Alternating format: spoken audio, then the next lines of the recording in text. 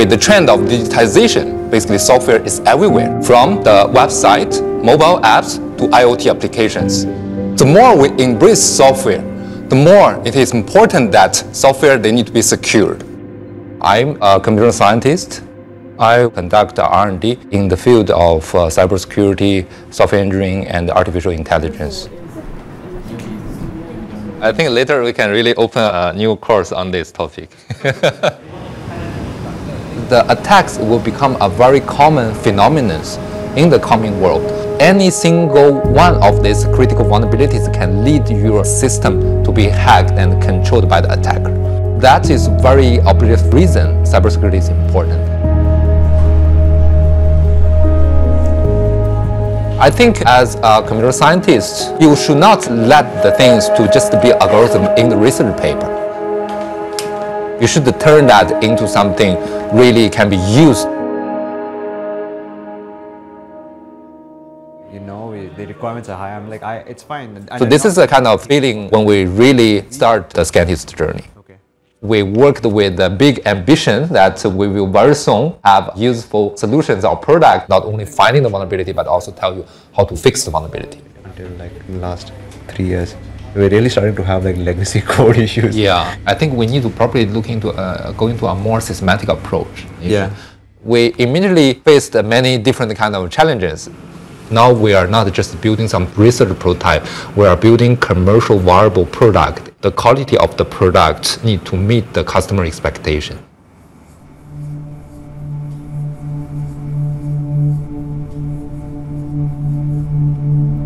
This is a kind of big transition for me from Q researcher into this business mindset. If you are not able to attract the investment at the right time, company may run out of cash, and the journey will also automatically stop. You need to have a very strong mindset, and you need to make sure everything is working, and you need to worry about everything that is not working. Especially for the startup company in the early stage, any part, if it's not working well, the company may fail.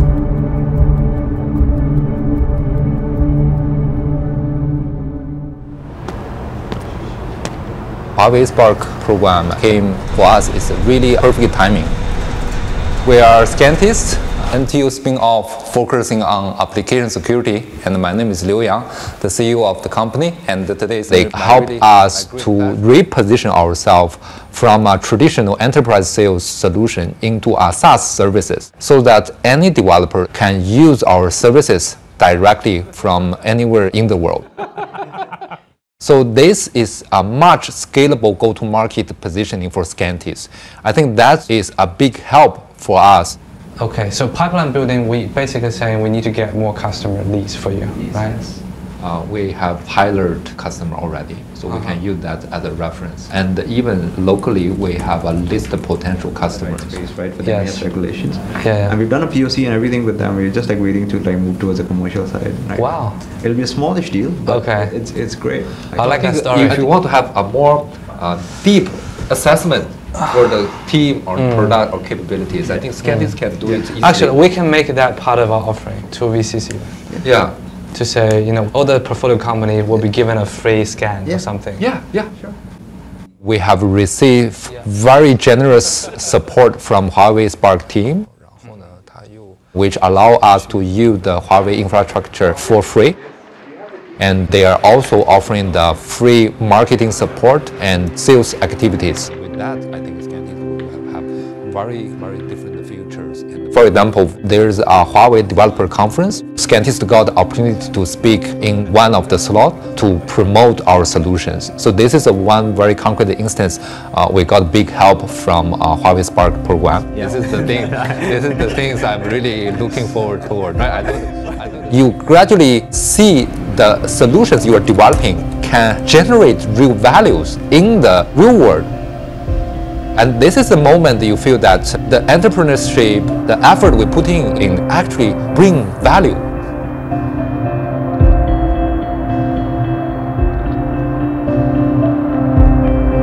For me, it is a mission, it's a responsibility, It is a duty to continue the R&D in this space to develop more effective solutions so that potentially we can make the world a better place.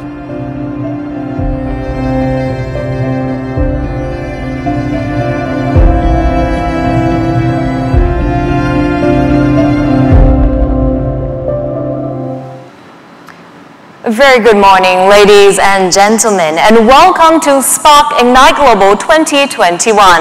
My name is Juliana Yao, and I'm delighted to be your host for today. I'd like to thank our guests for taking the time out to join us here at Suntec, and also to our virtual guests here today. Hope you're keeping safe and well wherever you may be. This event is brought to you by Huawei Cloud and Huawei Spark, and a celebrator program for growth stage tech startups in the APAC region. To help you better enjoy today's session, do allow me to go through some quick housekeeping matters. Do kindly switch your mobile phones onto silent mode. There will be no food consumption on site, so hopefully you've had a good breakfast to keep your energy up until lunchtime. For our attendees here at Suntec, do be reminded to keep your mask on at all times and to keep a 1 meter safe distance. We thank you for your cooperation.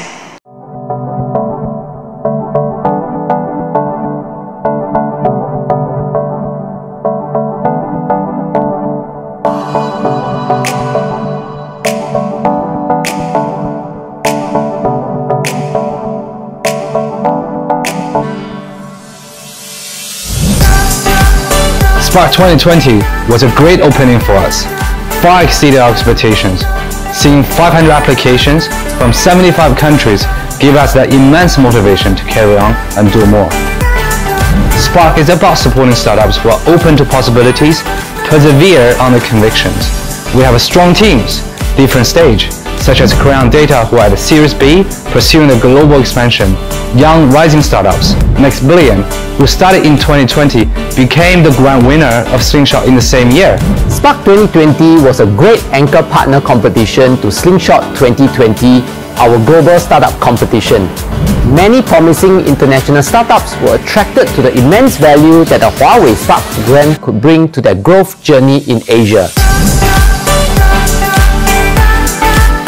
It was a privilege for me to be a judge at last year's Huawei Spark Startup Competition. It gave me the opportunity to catch up with a lot of founders I met earlier to see what they're up to more recently.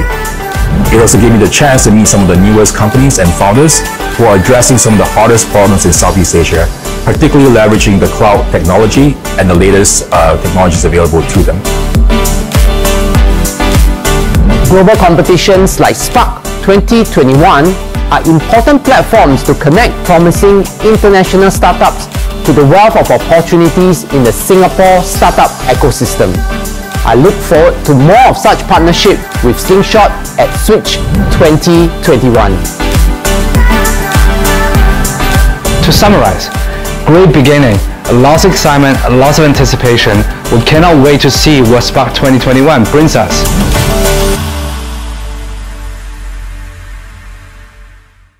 Welcome you all. Thank you for all of you taking your time out today to join our annual event, Spark Ignite Global Startup Competition, the final pitch day.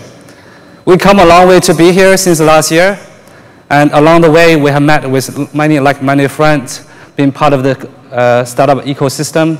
So it's been a very fulfilling journey. And I want to thank you all for taking your time, for your friendship, for your partnership. So our portfolio has grown. We have now 60+ portfolio companies across 10 countries and industries. Many of them have pivoted. So the next Billion, Scantist, UCars, they have gone on raised successful rounds. They have delivered a triple-digit growth. They went on a new market. So in short, they're all well on the way to become the scale-ups.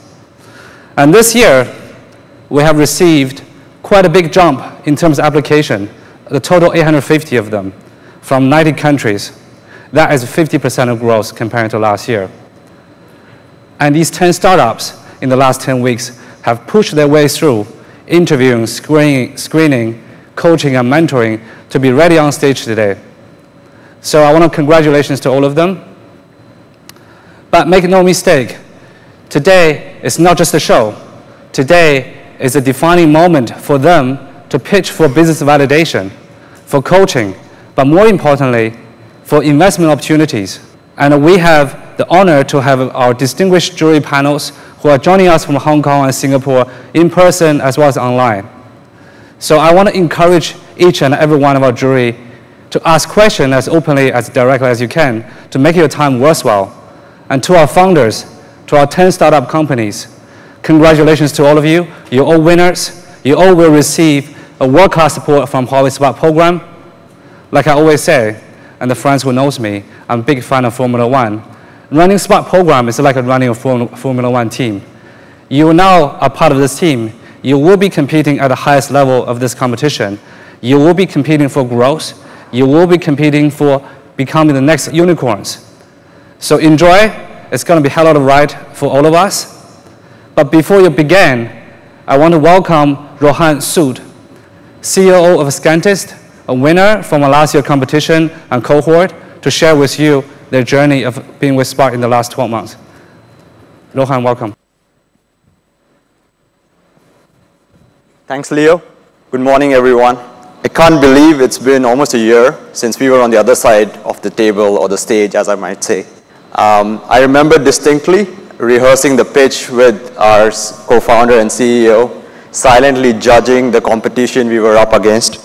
But most importantly, being excited by the opportunities and possibilities that lied ahead along with the Spark program.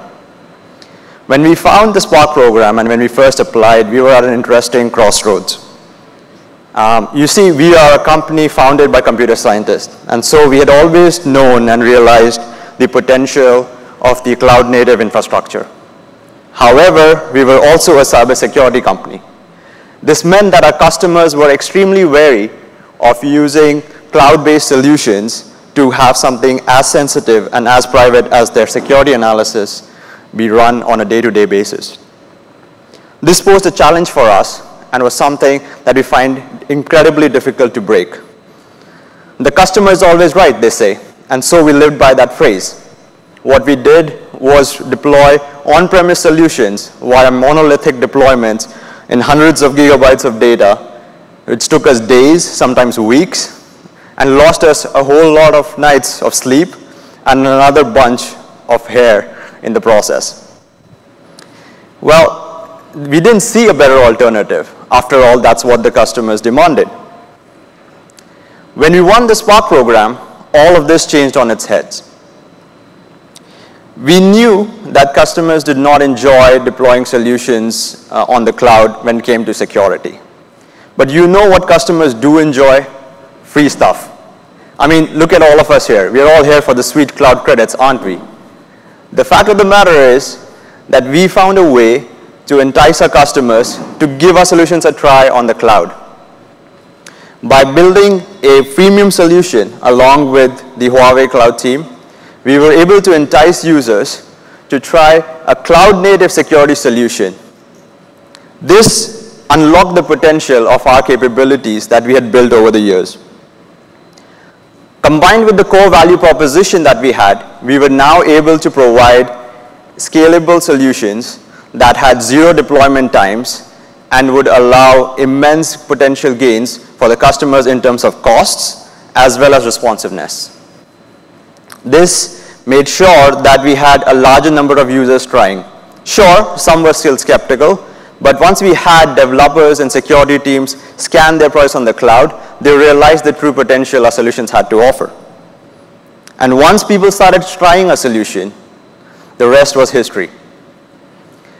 Following the solution, figuring out the scalability problem, as well as the problem of adoption, the commercial success followed suit shortly after.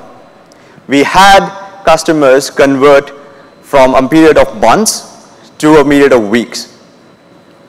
Working alongside the Huawei sales team, we improved our processes and were able to bring down our sales cycles to a matter of 2 weeks at some points, improving our conversion rates by almost a 3x multiple. This is something we thought would take us almost a year to achieve, but we were able to do it in 4 months after winning the competition here. And we all know what follows a startup that is starting to find its footing in this space. You're right, it starts with V, ends with C, venture capital. Shortly after having figured out our problems, we started gaining a lot of attention and a lot of traction in the VC community. The ability to work with a large partner like Huawei gave us the credibility that was much valued by the investor community. On the back of this momentum and support, we closed our Series A round just a few months ago. So all in all, a happy ending, right? Not quite. While we've had a great journey, it is just getting started. From hackathons to accelerators to enterprise sales and distributions, we are working closer together with the Huawei Spark team than we've ever before. We have not just had commercial success, but we have made great lifelong friendships, Leo, Alexis, Loic, and others. And we are sure that your journey for the startups here will be much the same. We wish you all the very best and have a great day today. Thank you. Thank you very much, Rohan, for sharing your experience with working with Huawei via the Spark Accelerator program. We're glad to hear that you're growing from strength to strength. And now, for the reason we're all gathered here today, we'll be going right into the pitches from our finalists for this year's Spark Ignite Global Competition. Our startups for today will have 5 minutes to pitch, followed by 5 minutes of Q&A from our judges. And on our judging panel today, we have joining us here in person, Kai-Sing Tan, General Manager of Seeds Capital, Ying-Wan Tan, Founding Managing Partner of Insignia Ventures, Yusuke Kono from Investment BNex, and Fu Fangyong, CEO of Huawei Singapore. Joining us virtually, we have Johan Surani, Vice President of Sequoia Capital, Danny Chong, Senior Investment Director of Gobi Partners, Guillermo Ginesta, Managing Director of Brink, Louisia Zhang, Managing Director of Vector Ventures, and last but not least, Ray Kang, Head of Partnerships of HKSTP. So once again, thank you for taking time out of your busy schedules to join us for our annual event here today. Judges, you can access the judging forms via scanning the QR codes, which we will flash before the startups begins their pitch. For our judges on site, you may also find a piece of paper with the QR codes on your table, like what is shown on screen. For those of our judges who are joining us online, please do refer to the links in the chat box. The scores will then be tabulated at the end during judging. So, to kickstart our demo day here today, let us please welcome Stayer and its co-founder and CEO, Xavier Wong, who is dialing in from London. Stayer is an app that allows you to check in and out of spaces anytime for any duration, with instant confirmation and flexible check-ins and outs. You have 5 minutes and your time starts now, so over to you, Xavier. So I'm Xavier, the CEO and co-founder of Stayer, and today I'll be sharing with you the Stayer vision. So from the recent rise in demand for staycations, daycations, and even workations, we see that the hoteliers and space operators are constantly finding innovative ways to acquire new customers around the world. There's up to $400 billion of revenue untapped every single year, even with big players like Agoda and Booking.com around for so long. So a big percentage of hotel rooms are empty, and this number is before COVID. Currently, our hotel partners, luxury hotel partners, have reported single-digit occupancy on a daily basis. There's also a sudden surge of demand for remote working arrangements, but most homes are not prepared for work and Zoom meetings. So on the demand side, space market today is fragmented globally. OTAs and big players have built their proprietary distribution systems, but smaller brands and workspaces are not able to tap on the global demand effectively. There are just so many platforms out there, but none of them are tapping on cross categories. And we see this as a huge opportunity. So we have built a centralized platform that accommodates for all spaces need by repurposing the use of spaces. Within our ecosystem, Stayya drive demand for flexible booking through an hourly booking system. So enjoy luxury for a fraction of the price with the ability to check in anytime, anywhere. So in 3 simple steps, we have enabled an entire booking experience to be completed within 10 seconds. Select a space and check in on demand anytime, anywhere. For our partners, especially in the workspace side, property management technology is either outdated or non-existent. At Stayya, we provide our partners with a fully automated AI-based systems to manage their business and integrate to our suite of technologies. So over the short span of a year, we have grown over 100 partners across various categories of spaces, from hotels, workspaces, meeting rooms, studios, and even yachts. We aggregate all forms of spaces into a single platform for your stay, work, and play needs. And within the year, we have also crossed $1 million in revenue and reaching 1.5 million by the end of this year as we grow across various cities. And users are using our ecosystem for a variety of use cases, such as an affordable authentication, a place to rest after an all-day shopping trip, or even to freshen up before an event. Our workspaces enable students to work on presentation without the Starbucks barista screaming in the background. And our business users easily can reserve a private space to host meetings or even make a sales speech. Amongst all, our higher growing audience is the millennial and Gen Z, who actually love to book curated spaces for social gathering and even their next Instagram shoots. So our users are amazing. Generally, we have 44% repeat purchase rate. Comparing to bigger players like Agoda and Booking.com, purchase frequency for hotels is often due to price competitiveness. And our consumers often hop around to see which site gives a better deal and rarely book more than 2 to 3 times a year.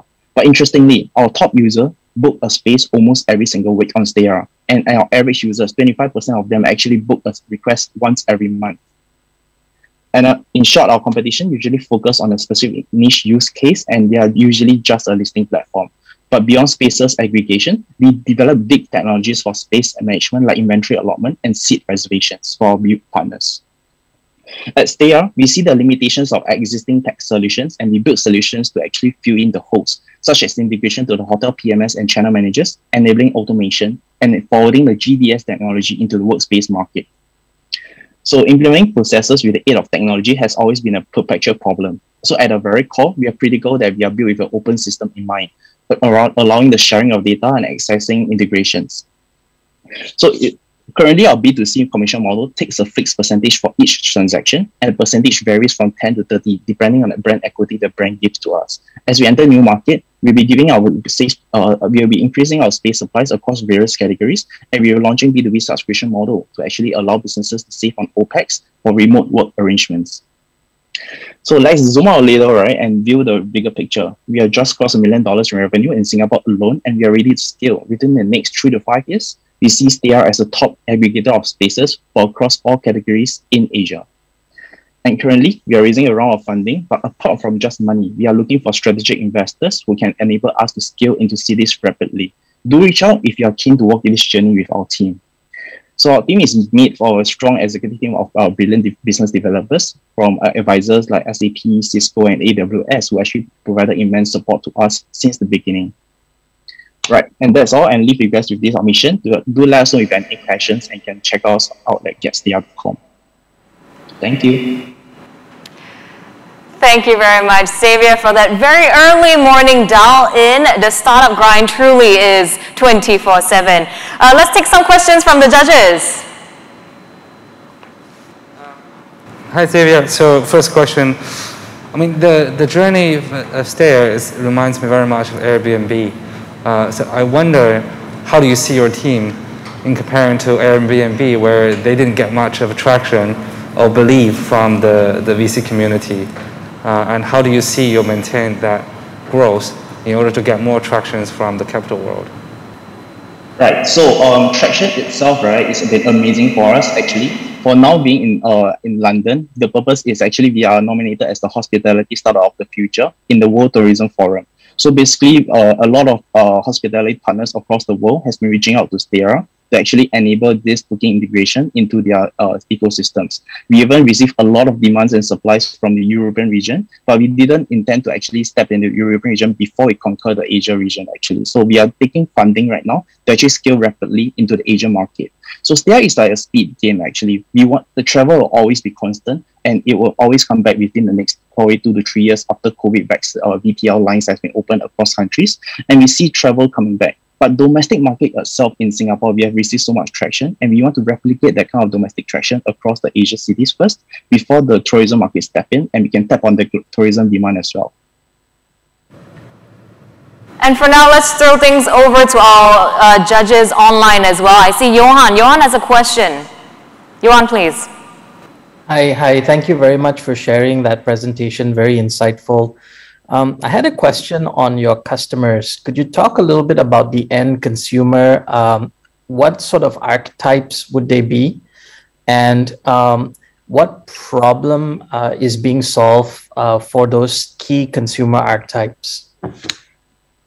Right. So our users has been using our ecosystem for a lot of use cases that I shared earlier, right? So basically, we see business users booking a space for independent needs. And for Singapore itself, we don't see much of this use case initially, because we saw that in international countries like China, Thailand, where there's domestic market interstate travels. And when they're waiting for the trains or waiting for the planes, right, in interstate travel, they actually can usually stay in such short stays, micro stays hotels to even to do their work, to even do social gathering or even rest before a trip. So use cases is plentiful. What we do at Steria is not only to repurpose the use of spaces, but to enable them to book spaces for whichever use case they want. So eventually we'll have workspaces, we have meeting rooms, we have studios, we have yachts.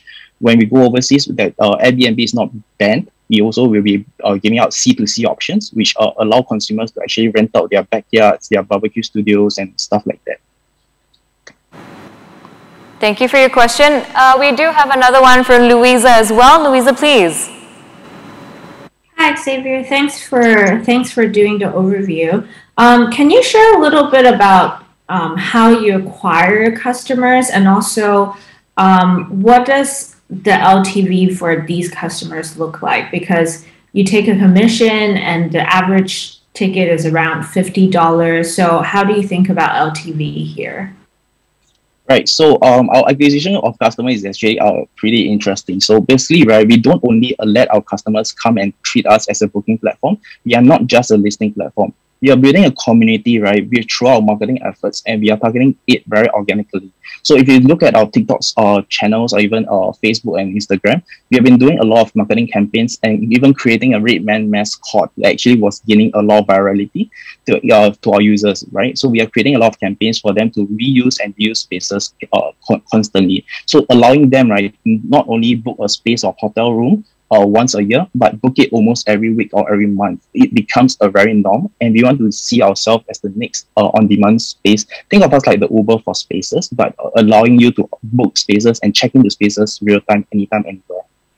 So for LTV purposes, right? So basically right now, per ticket size, averagely our user is spending around $50. Our top consumer actually spend over 100 book cases. So our top consumers already have $5,000 of book on Steria, and to us actually that is increasing as we go along, as we try to shorten the kind of use case frequency the consumers have.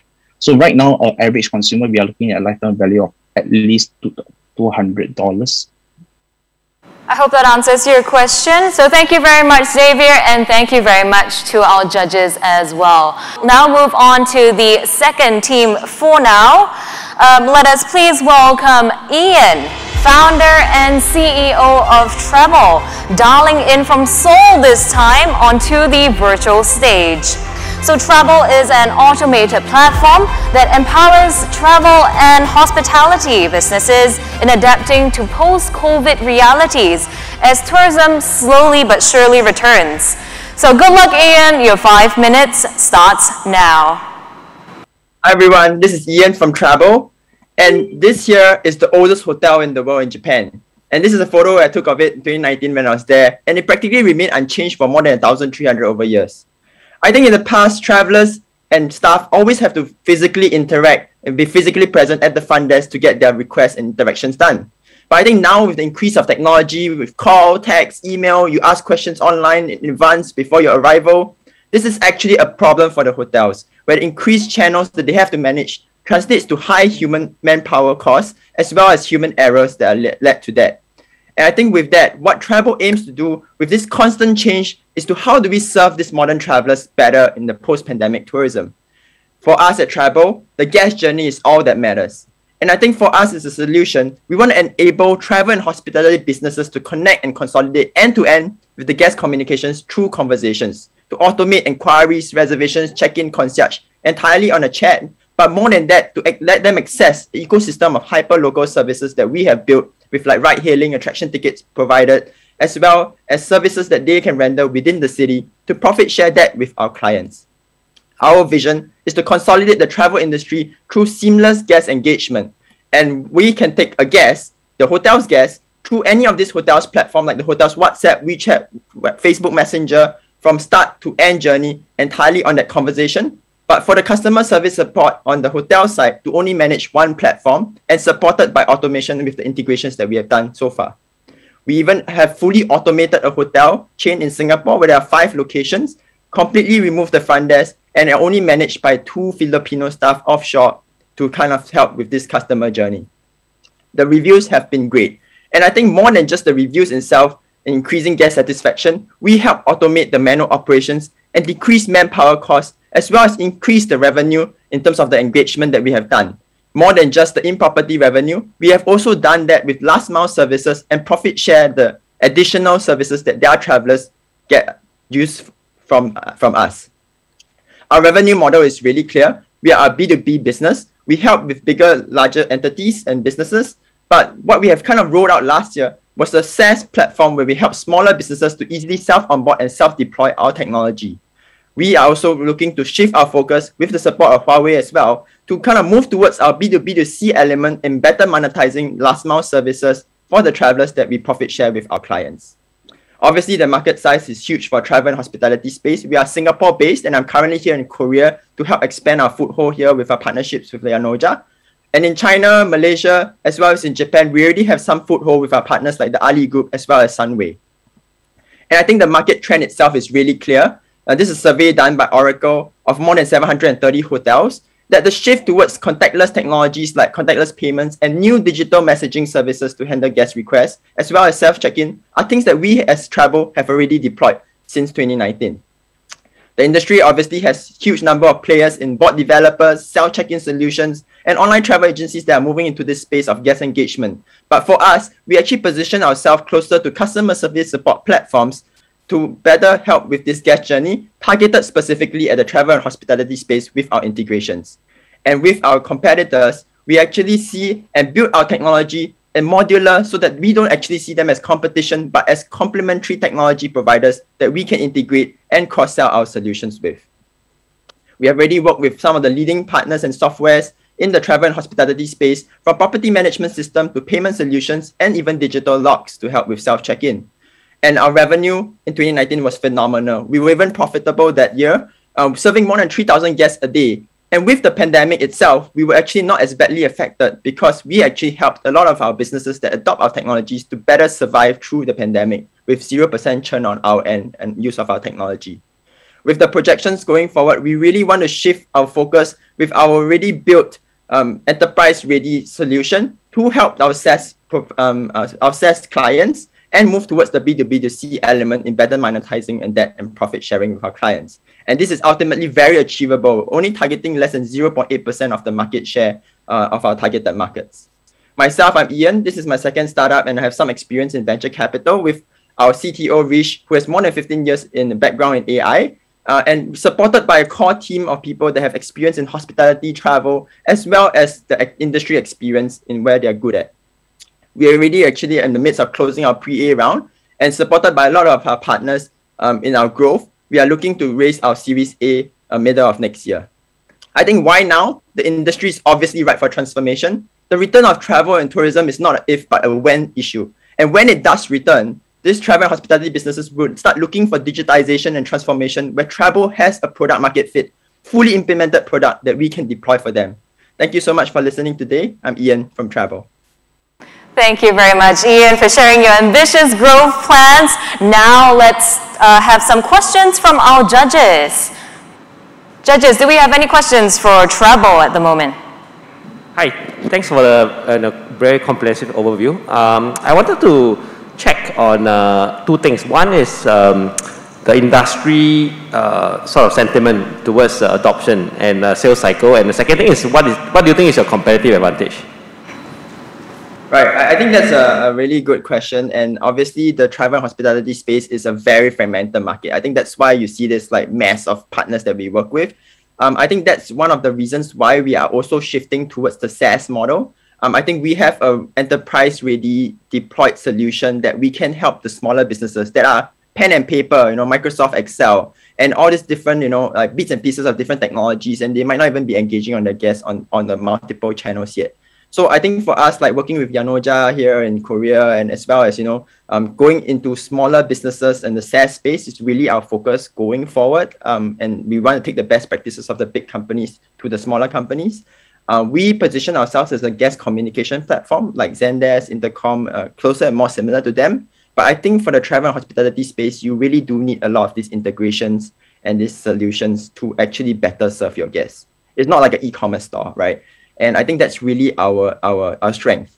So, I mean, going smaller, going to the kind of the SaaS business in the less than 200 rooms, and also deploying our technology and integrated specifically for the travel and hospitality space. With our AI for the guest inquiries bot, it's actually trained category-wide instead of by each and every individual client. So if you're a hotel or you're a hostel or you're a guest house, we actually train the entire category of the AI by each vertical or within the travel and hospitality space. Yeah, hope I answered your question. Can I ask a question? Ian, thank you for sharing. So just in addition to Ian's question, I like the fact that you have interface to Instant Messenger to make the customer experience more intuitive in terms of communicating to the hotels. But I wonder, what is your differentiator apart from that interaction using IM? You mentioned about Zendesk, right? What happened if Zendesk start integrating with IM while they already have a pretty large install base of clients? What really makes you differentiated, in competitions? Definitely. I think really it is not just the omni-channel aspect to that. I think there are many other players in the market as well. So I think that's a great question about Zendesk coming into our space. I think ultimately it's that integration with like property management system, digital logs, payment solutions, which we like to believe that, will be a bit too niche for the larger size companies and very, very difficult for the smaller upcoming businesses to really enter, like to sign the kind of partnerships that we have. And I think ultimately the bigger solution part that we are really doing and moving towards is that B2B2C element. So when you kind of engage with your guests, the additional kind of like attraction tickets, the ride hailing, the services that you really want to provide to your guests, that's where our travel ecosystem, which is the concierge element, really comes in, that we can monetize from the guests and ultimately, profit share that with our clients. With a more aggressive growth, potential aggressive growth for us in 2023 onwards, we are looking at potentially even rolling out our SaaS solution, potentially like free of charge to any hotel to, adopt our solution. And we then focus on monetizing on the B2B2C element in serving their guests and profit sharing and increasing the revenue for them. So, yeah. Thank you. Now that we've heard from our physical judges, how about our virtual judges? Any questions for Ian at this moment? Do feel free to use the raise hand function. No? If not, physical guest judges on the spot over here? Hi Ian, I have a question regarding customer acquisition. Could you share a little bit about the challenges in acquiring some of the customers that you have, particularly because these seem to be quite small clients? And how do you actually plan to overcome those challenges, especially when it comes down to tech integration? Thanks. Thanks for the question. I think that definitely, every B2B business, obviously, the cost of acquisition is one of the biggest concern. For us on the enterprise sales side, like we do, like other than direct sales, I think most of our channels are actually coming in through our partners. So like to give you an example, like I was talking about how our solution can be built modular. We actually work with other self-check-in solutions like Asa Abloy, which is the largest, as well as property management systems that we work with. And with these integrations, we actually cross-sell our solutions on a referral model, and 70% of our leads are actually coming in through our partners. So every time we integrate with a new property management system, for example, they actually open up their whole entire, client database that we can potentially integrate and work with. And I think that also increases their value to their customers to set themselves apart from their competitors. For us, I think that has been one of the biggest channels for us in, acquiring enterprise sales. On the SaaS space, we are currently looking at working with a lot of the online travel agencies as well. So Yanoja being the Decacon here in Korea, and why I'm here in Korea as well, it's really to see how we can, integrate with and enter their ecosystem and provide our solution to their travelers, to their clients themselves. So I think that hopefully answers your question about the channels. In terms of the sales cycle wise, we are seeing from the enterprise sale, it used to be 3 months to close the sales. And I think what pandemic really did was make our product from a good to have innovative product to a need to have now.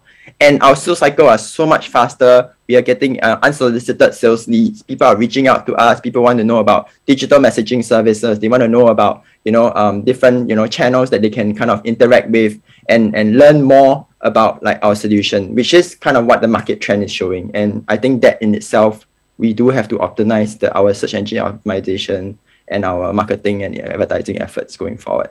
But yeah. I'm going to be inviting the next team up. Let us welcome Fauzan, founder and CEO of Dogether, dialing in from Jakarta. So we were really not kidding when we said that this is a global competition. Dogether is an Indonesia-based fitness lifestyle platform where consumers can book studio classes, online sessions, connect with personal coaches, and get healthy food deliveries. Fauzan, your 5 minutes starts now. Hello everyone, my name is Fauzan Yani, co-founder and CEO of Dogether. Dogether is your healthy lifestyle friend. We focus on 3 major underlying problems. Number 1 is the knowledge of how our consumers reach their goals. Number 2 is difficulty to find the best content and service provider to help them to reach their goals. And number 3 is expensive to use their services. We see huge opportunities in pandemic, not only change our attitude towards health, but also accelerate penetrations of healthy lifestyle. As the user growth more than 30% during pandemic and more than 65% intend to continue to use the service post-pandemic based on McKinsey report for Indonesian consumption. That's why this is the perfect time for Dogether. Need Dogether. With Dogether, you can find classes easily, get reliable information with thousands of virtual and offline workout options. Find friends to work out together. It's more fun to do it with more people. You can also get memberships, get better values, free classes, and discounts. Who doesn't want that? Feeling hungry after your workout? Get DoFood instead. Healthy food catering services from the biggest healthy food caterers in town. Ever since COVID-19, awareness for having a healthier lifestyle has been increasing with the challenges of the new situation. DoLife enables people to work out from home with their favorite trainers and studios. Find challenges to compete with your friends, follow a planner from your own home, and win prizes. You can now do health, fitness, and diet online consultations with credible professional trainers and nutritionist experts on DoCoach. With DoCoach, you can talk and ask for the best health and fitness program. Let's start your healthy lifestyle together with Dogether. We are inspired to be the end-to-end solution for preventive care by providing all services and features needed by our consumers. We vision ourselves to be the largest health and wellness community platform to enable Indonesian people to have a healthier and happier life. We have 3 pricing models for DoFit, from free content, pay-as-you-go, and membership. While for DoFood, we have a pay-as-you-go model. During pandemic, we succeed to grow rapidly. We have more than 215,000 monthly active users and total paying users of 24,000 by August 2021. Our revenue already hit $627,000 by September 2021, grow 27% compared to 2020 full year last year. In addition, we also expand from 57 cities in 2020 to 114 cities in Indonesia this year. As per August, we have 410 partners, grown by 95% compared to last year. Market size for healthy lifestyle in Indonesia is forecasted to reach $8.2 billion by 2025. The demand for sport and wellness product growth are driven by the increased interest and participation of Indonesians in healthy and active lifestyle. This is the landscape of competition for the Indonesian and global player. Our end-to-end solution for preventive care with delivering social and community aspect will be one of our core main selling points. We have a strong competitive advantage and proven strategy to reach exponential growth. We're the only startup in Indonesia in industry who have a strong distribution partner. Our partnership with Gojek, where we are available in Gojek app under GoFitness brand, enable Gojek user to make reservation to our partners. This year, we are also going to launch the same partnership with two other unicorns, Traveloka and Ticket.com. We also the official Google partner for online reservation to offline sport facilities. Our gamification aims to keep our consumer engaged and incentivize organic growth. We've done partnership with more than 100 companies from startups, insurance, banks, and brands. We are currently launching our online consultation this year, and we'll have our health and wellness commerce in 2023. Furthermore, by 2024, we aim to be the end-to-end solution for preventive care, expand to other countries in Southeast Asia, and reach 700,000 monthly active users. We are consist of 4 co-founders and supported by strong advisors and investors. We are currently raised our pre-series A batch 2 for $1 million, which will help us grow and reach 15 times growth by 2024. This round, the investment will focus on growing our users and enhance our features. Thank you. We're happy to answer questions. Thank you very much, Fauzan, for showing us what you've achieved so far and where you're going. So let us start now with some questions from our judges. Hi, thank you for sharing. Yeah, actually, I think there's a lot of players in global market. So if those kind of players trying to enter the market in Indonesia, what will be their entry barrier and how we can differentiate yourself from those kind of big players? Because we can say we are the first company in Indonesia to penetrate the market. We have the first competitive advantage. We've done multiple exclusivity partnerships with different brands, including mega gyms such as Fitness First and Celebrity Fitness. On top of that, also, we are the only startups that have exclusive partnership like with Gojek, upcoming with Traveloka, and Ticket.com. Those two already have a barrier to entry for other companies coming into Indonesia. On top of that, I think what is really important in terms of the services is the social community within Together platform. So those three will be the main core for the differentiate and the barrier to entry for other companies coming into Indonesia. Hi, Fauzan. I have another question to you. On top of the question you have just answered. Is your business strategy focusing on Indonesia, or how do you look yourself, beyond Indonesia? If you do, what is your business strategy to entrench your competitiveness? Okay, so of course for the next until 2024, we're focusing on Indonesian market because we have huge potential market that we need to tap first and have a strong position in Indonesia. But our main strategy to expand other countries actually more into the B2B side, because we see now a lot of traction coming from B2B as a wellness benefit for their employees. So our core strategy coming into other countries to decrease the cost of acquisitions in different countries, actually using a B2B strategy to expand to other countries.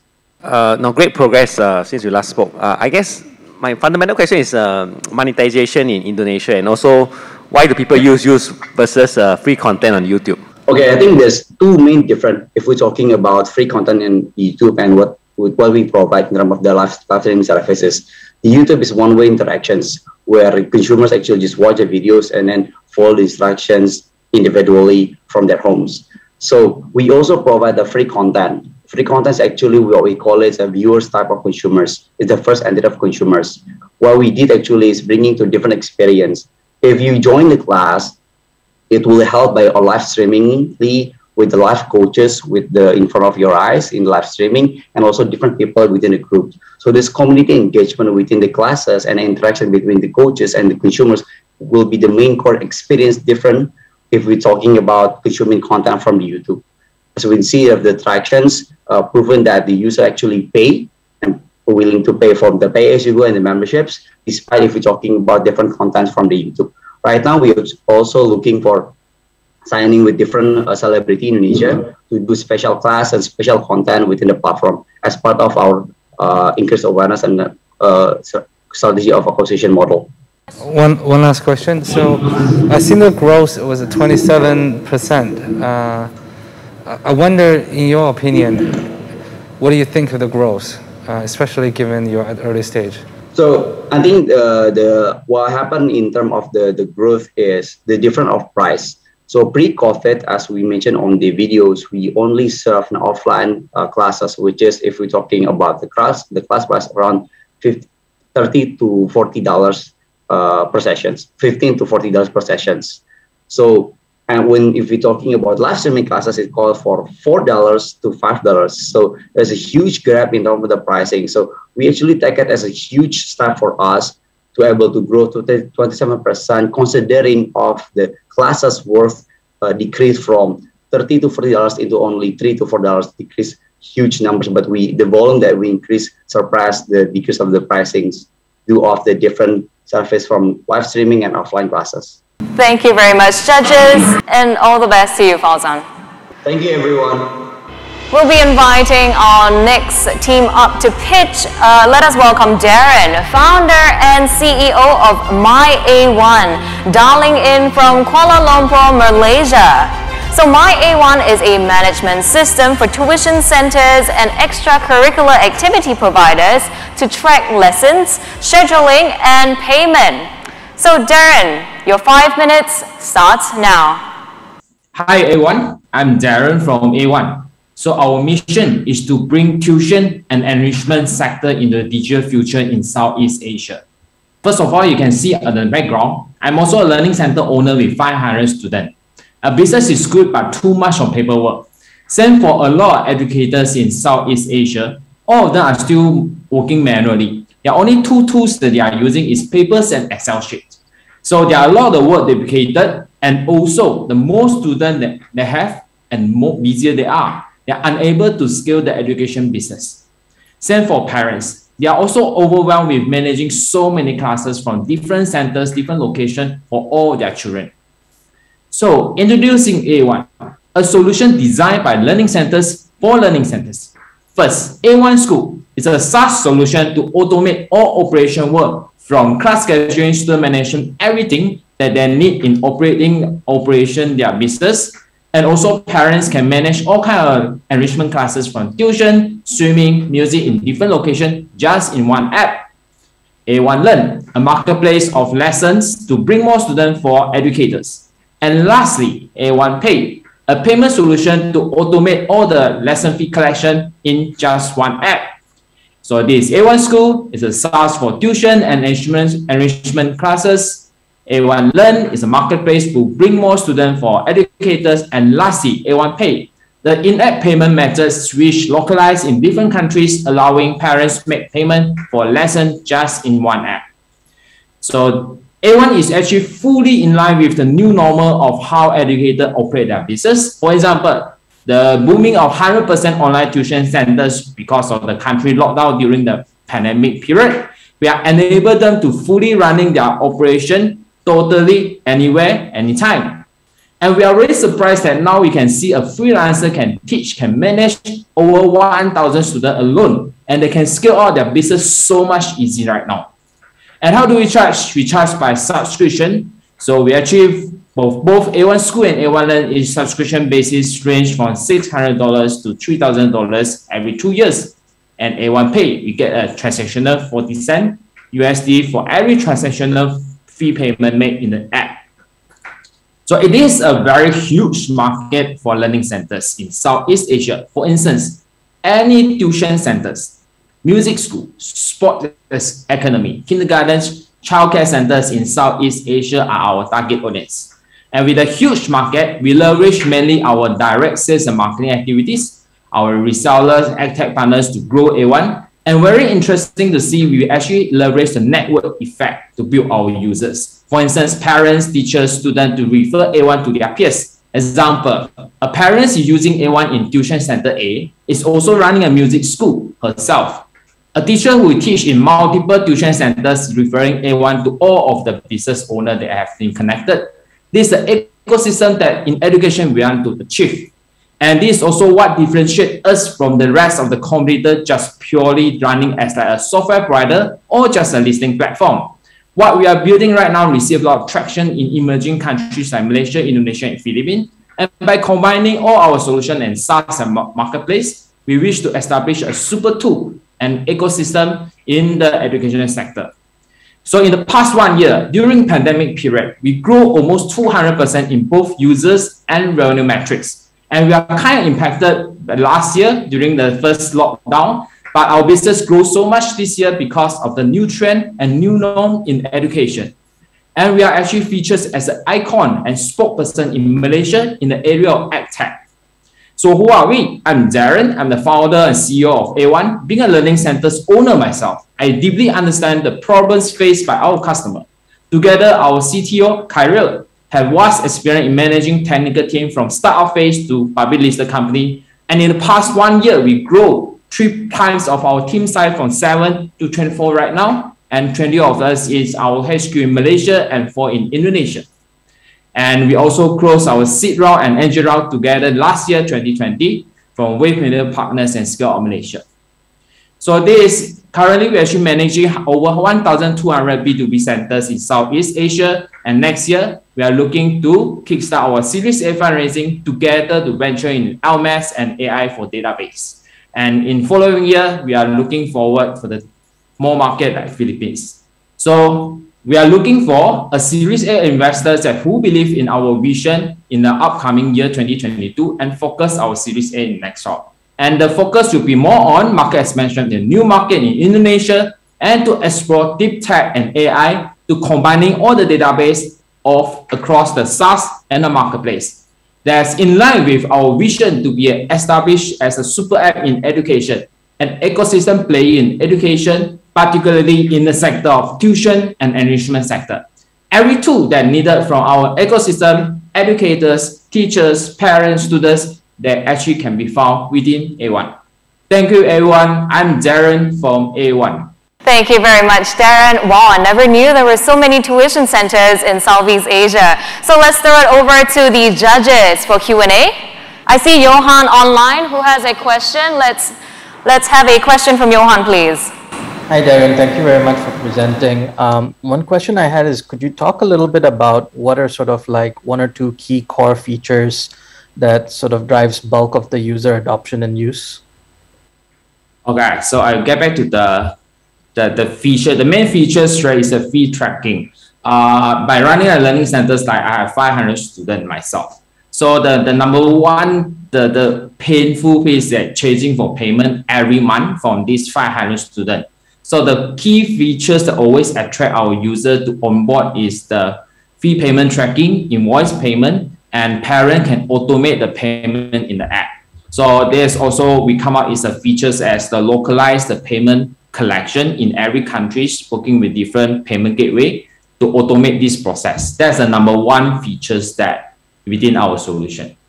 And most of the tuition center out there, they are still using paper receipt and they feel so much struggling because of the country lockdown. A simple task like issuing a receipt, they also need a digital solution. So actually we have actually the in-app payment.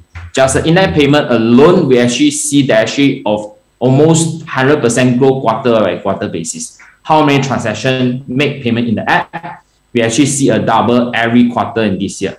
So this kind of like really niche in the payments collection is that the number one features. And throwing it back to the floor here in Suntec. Hi, Darren. A question for you. I saw your plan over in 2022. You talk about AI and etc. You know, so I want to understand. You know, what is your AI strategy and positioning yourself? You know, to further improve your competitiveness and also your creating your own unique value in the market. Okay, thanks. So the AI will be more focusing on the AI for database. Example, our software as a service, we actually have the data based on the parent have been sending their children in learning swimming, in learning music, in learning English class in the particular area, because we are sending our children to learn a lot of the different classes in the certain area that we like. So we have this data. On the other hand, we also have a marketplace running to bring more students to the relevant lesson providers. We are actually want to combining the data and also to have more automated suggestion for parents, more dynamic suggestion and lesson suggestion of parents. Taking the information, they already send their children to learn swimming, music, public speaking in for instance, in Toa Payoh in Singapore. So they may be interested in other type of lesson in the same location, and we'll populate the data, automate, suggest on the dynamic lesson suggestion on the marketplace to the particular parents. So that's something that we have the data, and that's the next stage that we are looking into, fully utilize that to benefit for all our stakeholders or users of our solution. Thank you for that. I do think we have time for one more question. I just want to remind our online judges to use the reactions and the raise hand function if you do have a question for our teams today. Any of our judges online would have any questions? Or over here at Suntec? If not, that will be all for the Q&A. Thank you so much, judges, and all the best to you, Darren. Thank you. For our next team, very happy to have them in person joining us here at Suntec today. Let us welcome Mike, founder and CEO of Reverse Ads, onto the stage.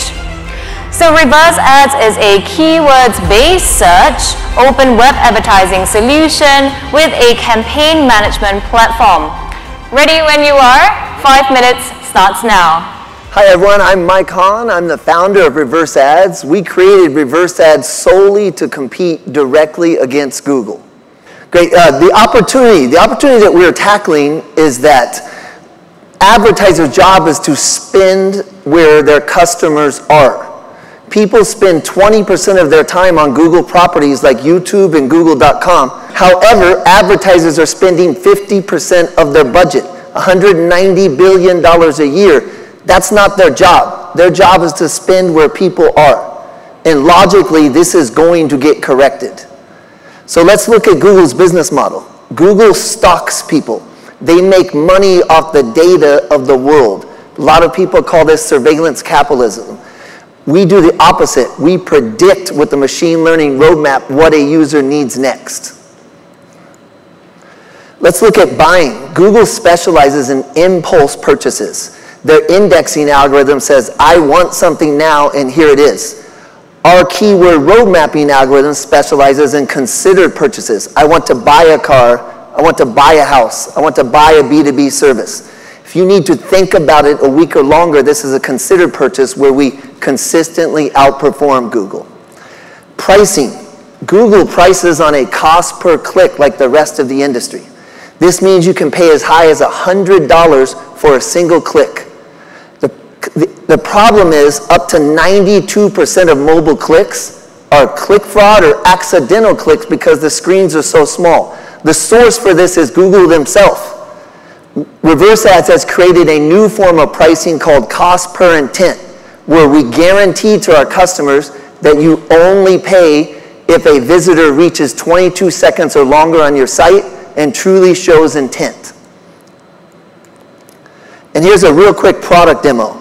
Now, both Google Ads and Facebook Ads claim to have self-service advertising systems.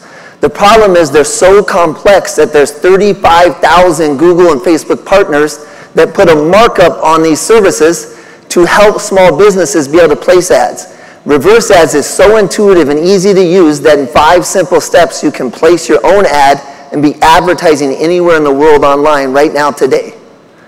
The Huawei and Reverse Ads partnership is extremely important to us. In the ad tech industry, it's all about RTB, real-time bidding. And to be able to win these real-time bids, you need to be in front of the right customer at the right time with the right ad with unlimited scalability. And we've chosen Huawei Cloud as our partner to provide this scalability. Traction to date. Since 2019, we've grown to over $1 million a month in revenue. We've grown from 14 to 100 employees. We've already raised $8.2 million. This includes from the CEO of Franklin Templeton. And we've moved our headquarters to Singapore while keeping a thriving back office in Thailand. The great thing about Google Analytics is it also verifies that we outperform Google. We have 300 active customers live on Google Analytics that verify we outperform Google, including BMW, SAP, Oracle, Century 21, and more. All great startups need a pivot. In March of this year, we pivoted from cost per click to cost per intent. So instead of paying for a click, you get to pay for a customer. We are closing almost every conversation right now because would you rather pay for a click or would you rather pay for a customer? We booked over $5 million in revenue since March, went from $200,000 a month to $1 million, and we've been cash flow profitable for 4 months now. Our team is over 100 strong, built with executives from all over the world. Our next step is to complete a $9 million Series A. We've already raised half of this Series A. Our hope is to raise the other half with respected Singapore and Asian VCs, and then partner with Franklin Templeton Funds as we raise a $50 million Series B in 2022. There's 3 steps for us to achieve a unicorn status. Number 1, we want to focus on the 35,000 Google and Facebook partners that share 0% of revenue. We share up to 20% with them. Number 2, a direct sales force, where we're going to hire 5 sales reps in every city where Google sells, the top 20 cities where Google sells the most right now. And then number 3, for the first time, we're going to invest in our own self-service app by spending $10 million on user acquisition. And with that, I'd like to open it up for any questions. Thank you very much, Mike. Certainly very ambitious plans to take on Google right there. I'm very sure the judges have questions for you, so judges, take it away.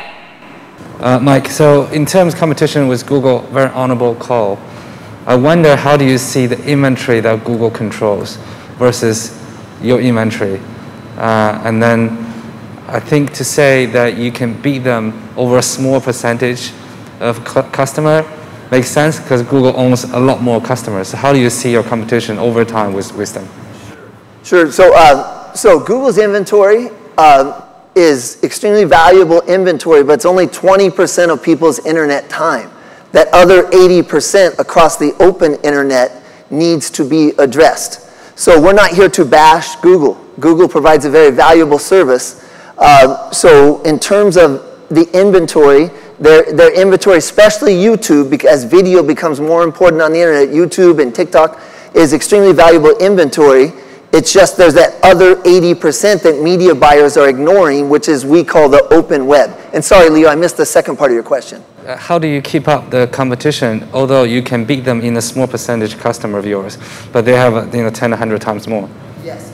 How we keep up with the competition is that Google is just simply not that great at considered purchase. They're just there in the beginning of the funnel, right when someone's thinking about researching. They're not there during price comparison. They're not there during feature comparison. They're not there throughout the entire buyer journey, whereas our predictive algorithm is. And that's why we outperform Google in considered purchases, not in impulse-based purchases. Thank you. And throwing it over to our judges online as well. Louisa, you do have a question. Hi, you might have answered this a little bit just now, but like you mentioned, the entire ad tech industry is a huge ecosystem. You have, ad buyers, you have agencies. How do you start convincing players in this ecosystem to start understanding what a cost per intent is and start migrating to this metrics? Who do you go after first, and how do you start converting that? Yes, yeah, very good question. So the question was, how do we start convincing agencies who control a massive amount of this budget? We have identified 35,500 agencies that are registered Google or Facebook certified partners. And we did that by crawling the web and crawling LinkedIn. Google and Facebook share 0 in revenue with them. Again, we share up to 20%, but more importantly, it comes down to performance. And we have to be able to perform by guaranteeing only intent-based traffic they keep their customers. What their customers pay for is quality traffic and true visitors. What they're getting with Google is clicks. And as mobile becomes more and more, 90% of those clicks are accidental or click fraud. So it's a pretty easy discussion with agencies when you're guaranteeing high quality traffic. Thank you for that question. And I do see another question from online judge as well. Guillermo. Yes, hi for the presentation. My question is around long tail keywords. So I understand the difference between intent and impulse, but when someone's doing research, say for a size 11 Air Jordans, they know exactly what they want. So how does your solution compete on long tail? Sure. So our keyword assignment algorithm, which we've filed a patent for in the US and in Singapore, assigns the highest probability keyword to what a user is looking for, and then uses machine learning to be able to test the accuracy of that assignment. So if we think someone's looking for a luxury SUV, we will assign that keyword, and then depending on the websites that they go to the next day, if any of them are part of our roadmap, then it increases the accuracy of the assignment of the keyword. And for long tail keywords, we're able to increase the accuracy even quicker because we've made more of a bold prediction in terms of the actual keywords or what they're looking to buy online. I hope that answers your question. It's a long answer. All right, thank you very much to our judges, and all the best to you, Mike. Thank you for that presentation. Before we move on to the next team, this is just a gentle reminder to our judges to be constantly filling in your judging forms, and you can access this by using the QR codes as well as the links in the chat box for our online judges. So our next team, all ready to pitch, we have Chendi. He is the founder and CEO of Imagine, and he's dialing in from Jakarta today. So let's welcome him on screen. Imagine is a marketplace for Indonesian manufacturers to commission and manage orders for custom parts, source materials, and to seek project funding all on a single platform. So Chendi, I hope you're ready. Your 5 minutes starts now. Hi everyone, my name is Chendi Jaya. I'm CEO and co-founder of Imagine. Imagine digitalizing manufacturing ecosystem. We are end-to-end manufacturing solutions for Indonesia. The problem that we are facing in manufacturing, these manufacturers are highly fragmented. 3 out of 5 small manufacturers cannot be searched on Google. 60% of them don't have any websites or platforms. And lack of material sources for these small manufacturers. And small manufacturers unable to scale because of limited capital. That is the reason 37% of all projects, is around $400 million US, are flying out to other regions because of this. We come with the solutions. With being a marketplace manufacturing since 2019, we are connecting manufacturers into one platform, giving them access to matchmaking the projects, and we're giving quality assurance and also SaaS for them to do the project management and also real-time monitoring. We've been appointed by Ministry of Industry Indonesia to be a manufacturing hub of Indonesia. In 2021, we are creating a special feature for the ecosystem. We're making a supplies and raw material for local manufacturers, and we're connecting the financial institutions to the manufacturers in Imagine project financings. And we are targeting to be #1 SaaS-enabled marketplace in manufacturing Indonesia by next year. How we make money? We're guiding the small process of manufacturing into our SaaS systems, and we get commissions from the marketplace. And we also got the margins from the supplies and raw material that we sell. And we got another commissions from the Succeed project financings from the financial institution. At this time, there are over 70 manufacturing customers that have been using Imagines, and we have over 200 small and micro manufacturing partners becoming our machining and manufacturing partners. In terms of fractions, this year have been fantastic. We are bouncing 80% by Q1 in 2021 and keep on growing by 56% growth in Q3. By 9 months, we already overlapping the whole revenue by 163%. And we are targeting to get 300% in this year in terms of the revenue. In terms of the competitions, we are the first in Indonesia and Southeast Asia which concern in manufacturing and also helping them with the design in manufacturing as well. Our global competitors have difficulties to penetrate Indonesian markets because of the regulations and also the cultures. Market size. In terms of the market size, Indonesia is the largest manufacturing, is the largest contributor of the GDP, which is 211 billion US dollars. Imagine are targeting fabricated metal product and also transport equipment, which is around 31.8 billion US dollar per annum. It is very huge. With our heavy background in manufacturing and almost 10 years experience in manufacturing, we believe our team can be the one that creates manufacturing ecosystem to grow more and being a history maker for manufacturing in Indonesia. In terms of the regulations, the government are very concerned to increase the local content to be manufactured in Indonesia by 80% in 2026. With our privilege to be a manufacturing hub of Indonesia, we are able to have an access with 31,000 medium large manufacturers, 250,000 small manufacturers, and 4 million micro manufacturers in Indonesia. Our target is actually to onboard 1 million small and micro manufacturers together with Ministry of Industry. And also we want to connect with the future manufacturers, which is in the universities and small people who want to create their own product. Now we're raising $1 million US dollars to reach out $3 million US dollar revenue, 1,000 manufacturing partners, 500 manufacturing customers, and 50 material suppliers. Well, if you want to have any questions, feel free to ask. Thank you. Thank you very much, Chendi. I'll now like to pass the time over to the judges for some questions. Hi, Chendi. Yeah. Okay, a question for you. How do you address the? Do you face recurring issue problem? Because you're bridging the manufacturers, with the financials and suppliers and etc. So once they have connected, how do you solve the recurring purchase, or stickiness issue, for your ad? At this time, we have over retention cohort by 30% for over 6 months. So after 2 quarters, they're still using us by 30 to 40%. And in terms of 1 year, they're already still using us around 20%. So now our strategy is to be their channel to be a procurement partner. So that's how we make the stickiness to the manufacturers in Indonesia. Just another question.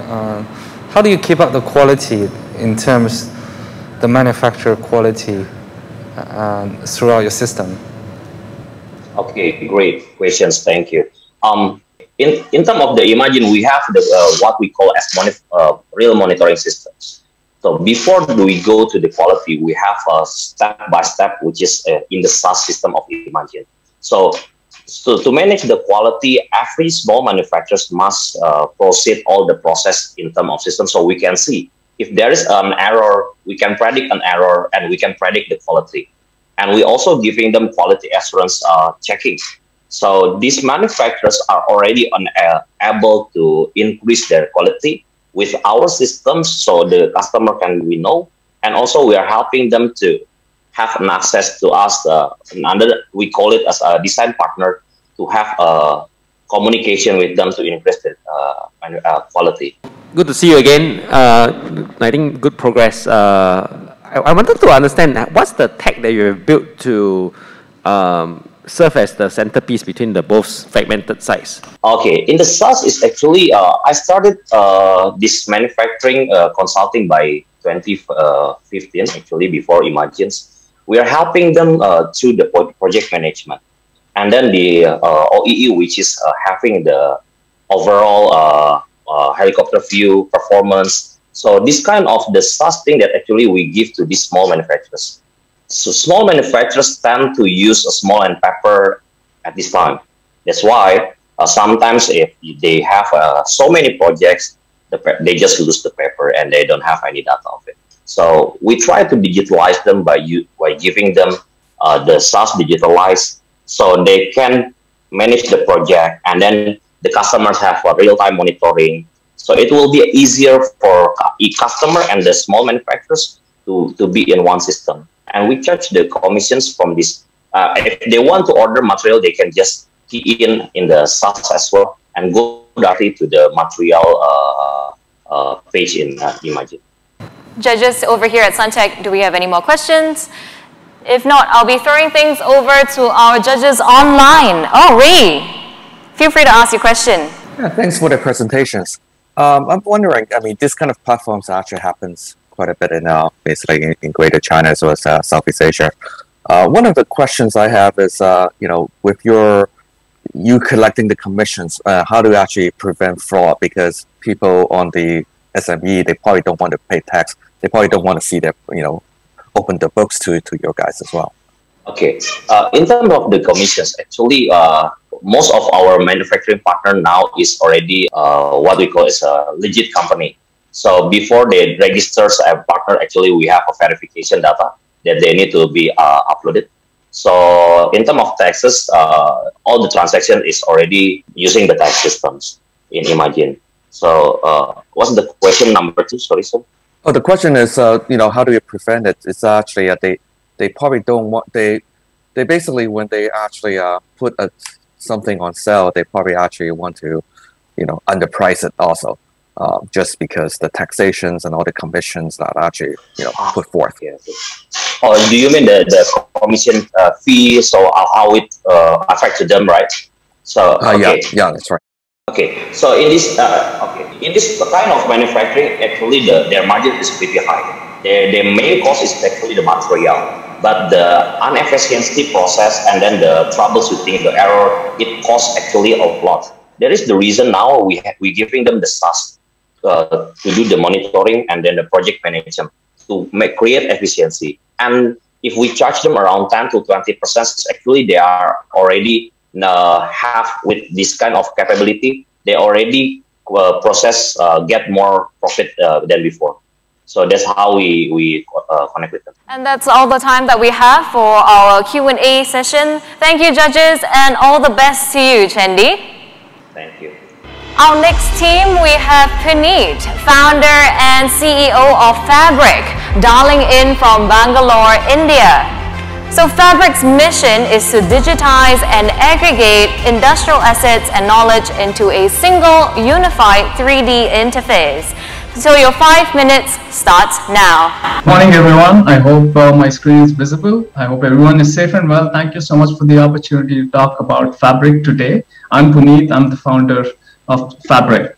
So things break down all the time, from your smartphones to your laptops, to microwaves, to dishwashers, to something more complex like a transformer, aircraft, and so on. So for our things at home, you can always, you know, get rid of them, buy a new one. But think of transformers and other equipment that are really expensive. Just doesn't make sense to just get rid of them. Repairing probably makes a little more sense, perform a little of maintenance, and, you know, extend its life. That's where the challenge is, right? So every assembly line, factory floor, the transmission station that is giving power to all of us right now, all of them on average undergo a downtime of 2 hours every day. That's right, it's 2 hours every single day, or that's close to a month in a year. That's the average downtime of any manufacturing or assembly facility. And this is what we address. And why you should care about it is because it's really expensive to have such a long downtime. Most of the businesses around the world, irrespective of the sector, undergo this downtime, and they know it. It's just that they do not know what they want to transition into. And that's where Fabric steps in.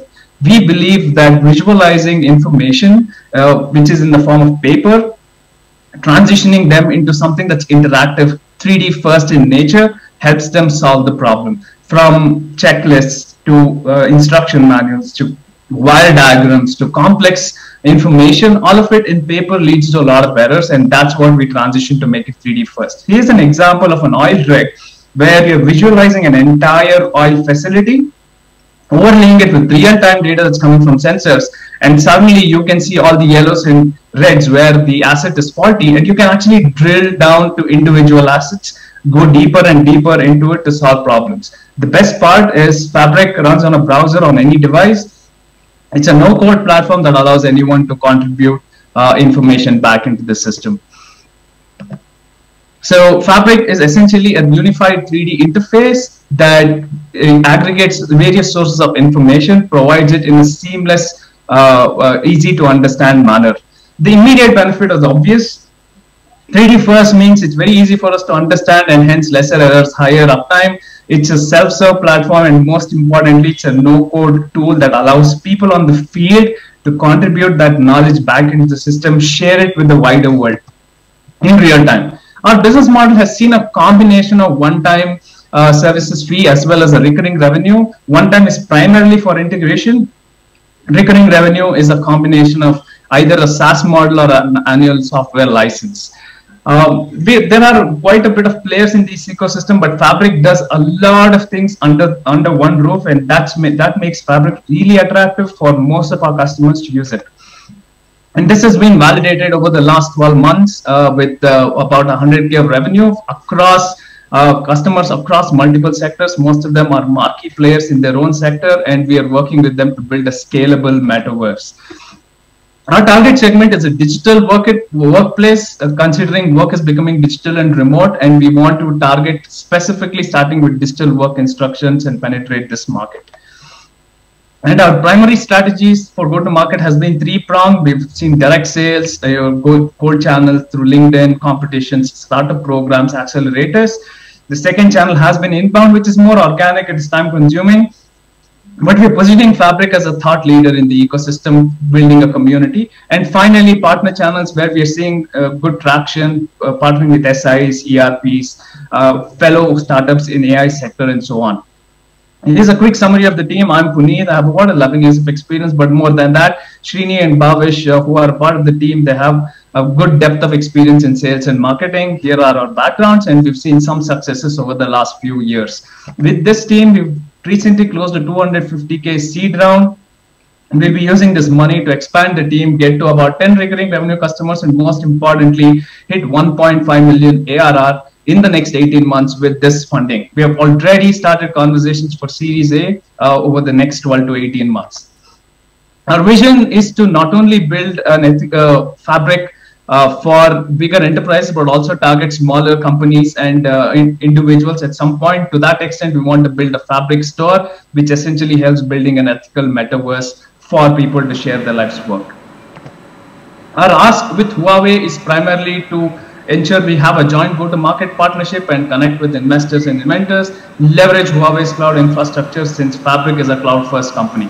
In conclusion, I'd like to leave. And that's all the time that we have. Thank you very much, Puneet, for the pitch.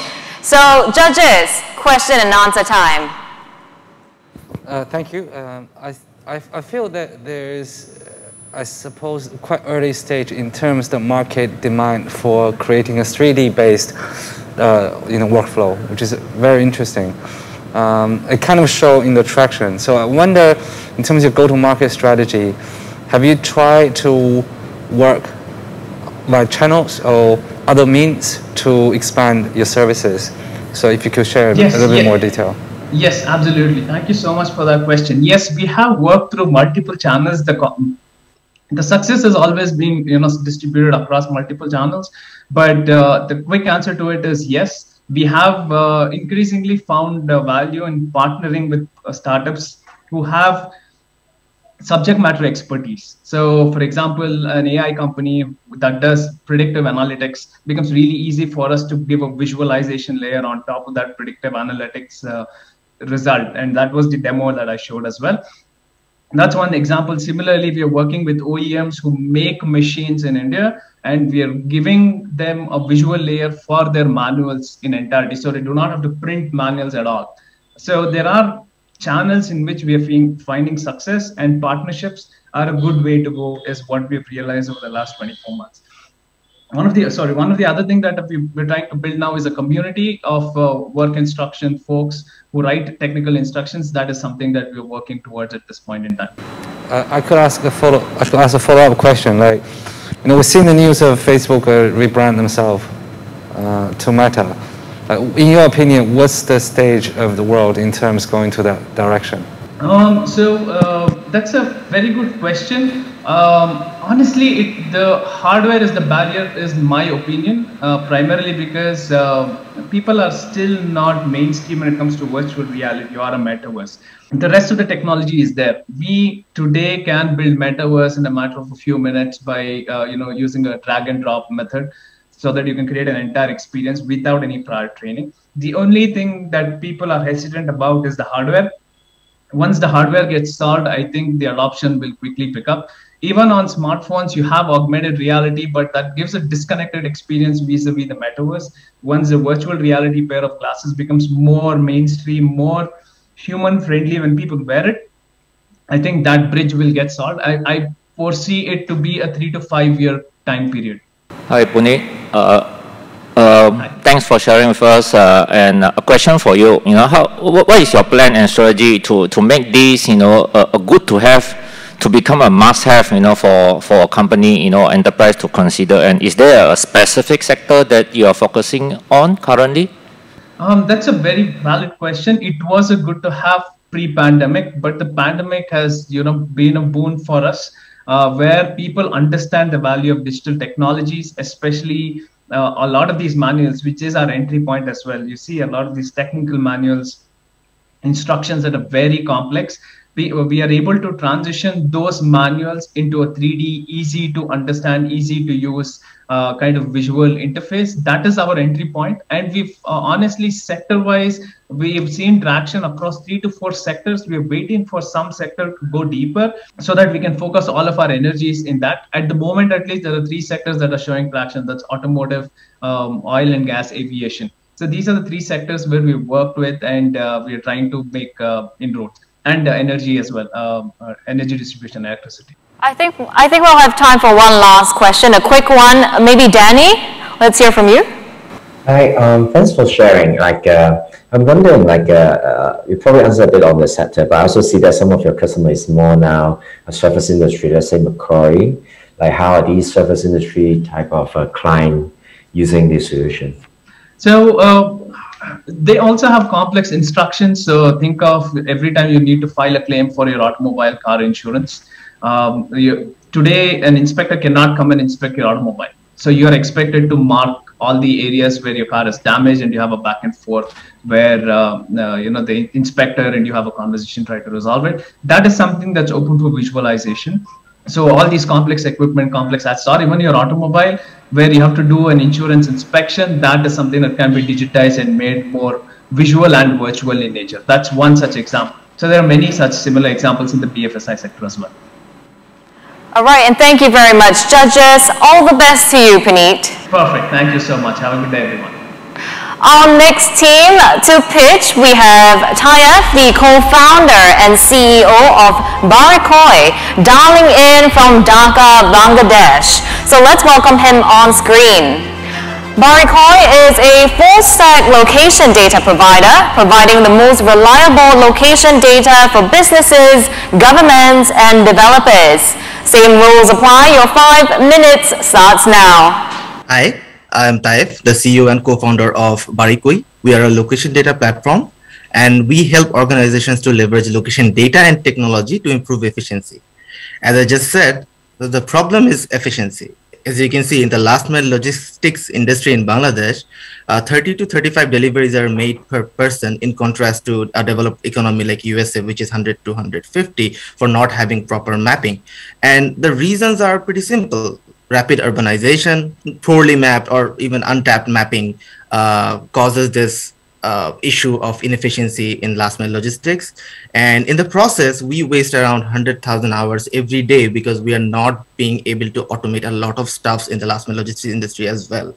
So before we go further down, I would like to say that me and my co-founders have been working in this problem of inefficiency for the last 4 years. And what we have understand that the world is moving location first, and one map does not fit all.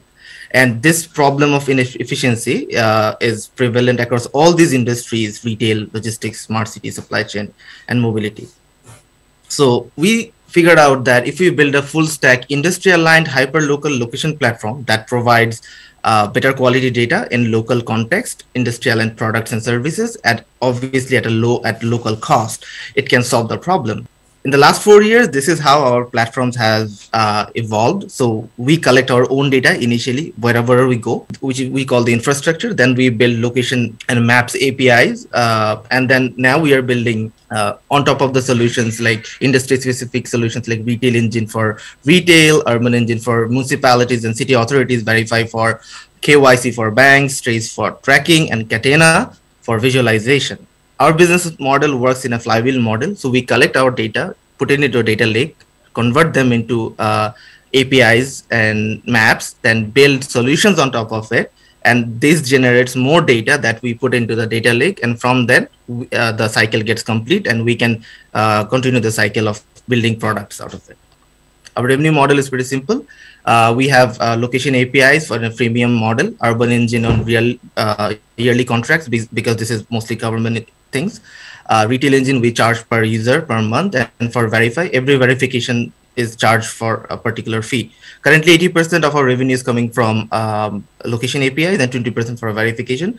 Urban Engine and Retail Engine is currently in beta, and we are testing with few users. If we talk about the opportunity, in 4.5 million small businesses and legacy industries are adopting technology in Bangladesh only. And if we look into the broader horizon, it's 25 million in the developing nations as well. Till date, we 144 million plus API calls has been made to our platform. We have saved 1 million USD to our clients directly in OPEX and 45,000 hours with Verify. We have been growing consistently from last 1 year. And since we are a lights on service for a lot of consumer tech companies, the growth has not hampered, the pandemic has not hampered our growth, and we foresee the model is working. This is our diverse portfolio of clients. They are all paying clients. We have food delivery companies to big mid-size FMCG companies to Bangladesh Post Office, which is the postal service of Bangladesh, and banks as well.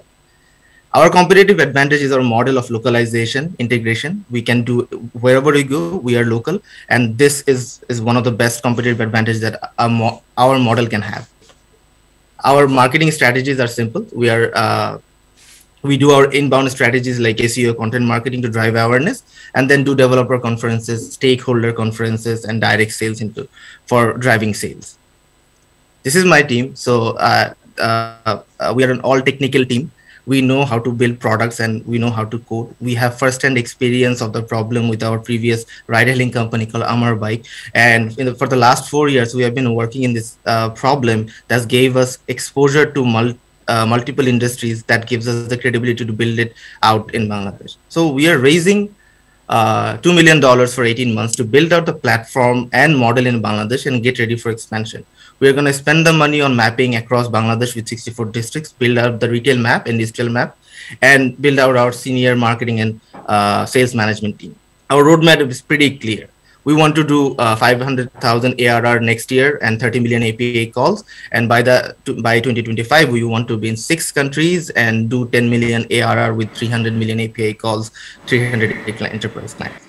And that's all the time that we have. Thank you very much, Tayev. I'm very sure the judges have questions for you. So judges, sure. Are you the only one doing or providing this type of service in terms of building your own base data infrastructure? And if not, how do you see yourself in terms of competition? In Bangladesh, we are the only one right now. So in India, there is Zipper. They work on a provincial or provincial governments. Other than that, we have Three Words, and we partially compete with Google on certain let's say location APIs. But since we collect our own data, we have the highest accuracy in terms of that. So with the model we are trying to prove is sort of unique. I haven't been able to find anyone doing some sort of model in the developing nations. Defensible? How defensible is it?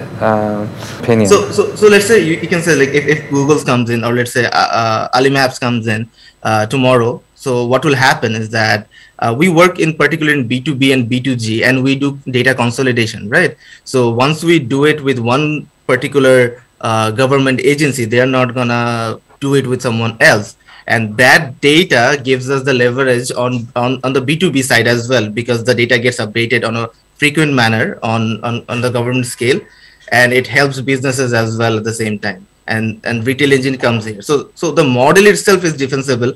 Once we establish it as fast as possible, as soon as possible, no one can just come in, and the entry barrier gets really high on that part. Do we have any more questions from the judges on the floor at Suntech? If not, I'd like to throw it over to our judges online as well. If you have any questions, please feel free to use the reactions and the raise hand function. Louisa. Hi there. It's very interesting what you're building. So when you're, I guess, pitching to the government or an on-demand service, are they essentially comparing the accuracy of your map comparing to, say, a Google map? And that's kind of the how they evaluate the effectiveness of your mapping? Yes, for consumer tech companies, they do that. For consumer tech, let's say the internet companies. For government, it's a different call, because our pitch is that you can't just call Google, and if you need something very customized, you can't do that on Google, right? And then in the government agencies, so they don't have any benchmark to do it because they haven't done it yet.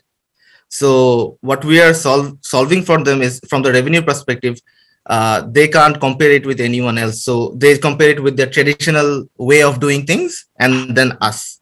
So the time cost visit, whatever comes down to the government part. But on the B2B side, it's obviously compared to Google on the location maps APIs part. And so if that's the case, like what's kind of an average contract value for a government contract? So we're selling governments in terms of like $500,000 on a 3-year contract, something like that. We have one with them, and other is just getting there, because these are lengthy contracts, right? It takes time to get, and especially in Bangladesh, it would take time because a lot of bureaucracy processes. So I think the average would be for 3 years, $500K to $1 million in particular one organization. Thank you very much to our judges for the questions, and all the best to you, Tayyab. Again, this is a gentle reminder to our judges to remember to fill in your judging forms. You'll be able to access this via the QR code on your piece of paper. And for our online judges as well, you'll be able to access the judging forms via the links in the chat.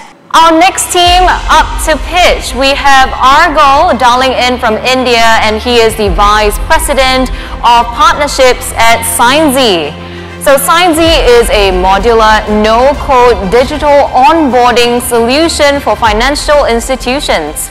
I'll turn the mic over to you, Argo. It's 5 minutes on the clock. Thank you, Alexis. Hey everyone, this is Argo here. So as Alexis said, we are a digital onboarding platform for financial institutions.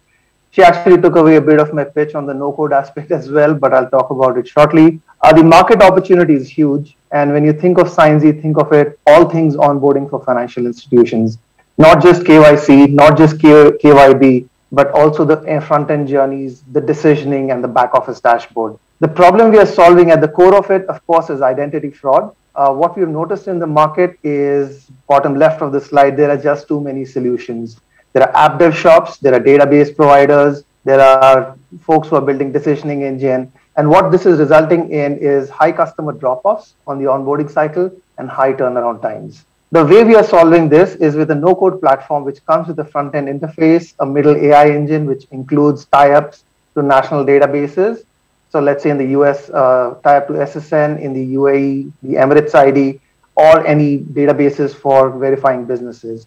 And then this ties to the back office dashboard where you can actually look at the decisioning of which applications are approved or which are not. Now, we are an API first platform, hence we can actually integrate with, let's say, a CRM, a bank central database, a merchant management system, and what have you. In the platform, we have 3 components. The front end, which is essentially the no-code aspect of it, so configurable. This essentially ties to the aspect where we can deploy the solution extremely fast and in a very, in an economical manner compared to how it's done traditionally. The middle AI engine actually has a lot of AI infused, which is built in-house. So let's say a video-based liveness check. We also have a rule-based automated decisioning engine, again, configurable, right? So the key theme and the key word to take away from this slide is A, platform, B, configurable, and which is how we're actually disrupting this onboarding space. We also have tie-ins with databases where we can do AML CFT checks, sanction list checks, watch list checks. Again, very useful in actually identifying individuals or businesses. Finally, the back office dashboard, which can be integrated with legacy databases, legacy systems in the banks, like I mentioned. But the key thing which ties to the platform and configurability is single platform, all onboarding use cases. This is the bottom of the slide, individual customers and business entities. This is the traction we have so far, 200 plus customers across the globe, 4 global offices, 75 million plus individual stroke businesses onboarded on behalf of our end customers. Some numbers in terms of reduction in drop-off, lower cost of onboarding. We have seen enormous growth since the pandemic. Also from a AI perspective, we call ourselves an AI-infused platform using AI for business results as against tech AI, from a marketing standpoint. Top right, you see some of the recognition we have received. Bottom right, you see some of the strategic partners. MasterCard is a partner and a strategic investor as well. Here are the customers. We started off from India. The thing I would request you to notice is that we are not just in traditional banks, so as to say, but also in digital wallet providers, pure merchant acquirers, and new age companies. We have started making very strong inroads in the UAE and the Middle East market. First customer wins in Americas and Europe. And in fact, as of last 1 month, we have had first couple of customer wins in the Southeast Asia region as well. This is our track record from a revenue perspective. If you look at bottom of the slide, we are well underway to hit this number this year. From a growth perspective, our growth is through partners, tech partners, SIs or GSIs who do deployment on our behalf, and then MasterCard. We are also investing in direct sales where the traction is established, and we have kind of codified how the sale will happen on how we'll grow in the region. This is the team. The founding team are serial entrepreneurs. This is between them their second venture.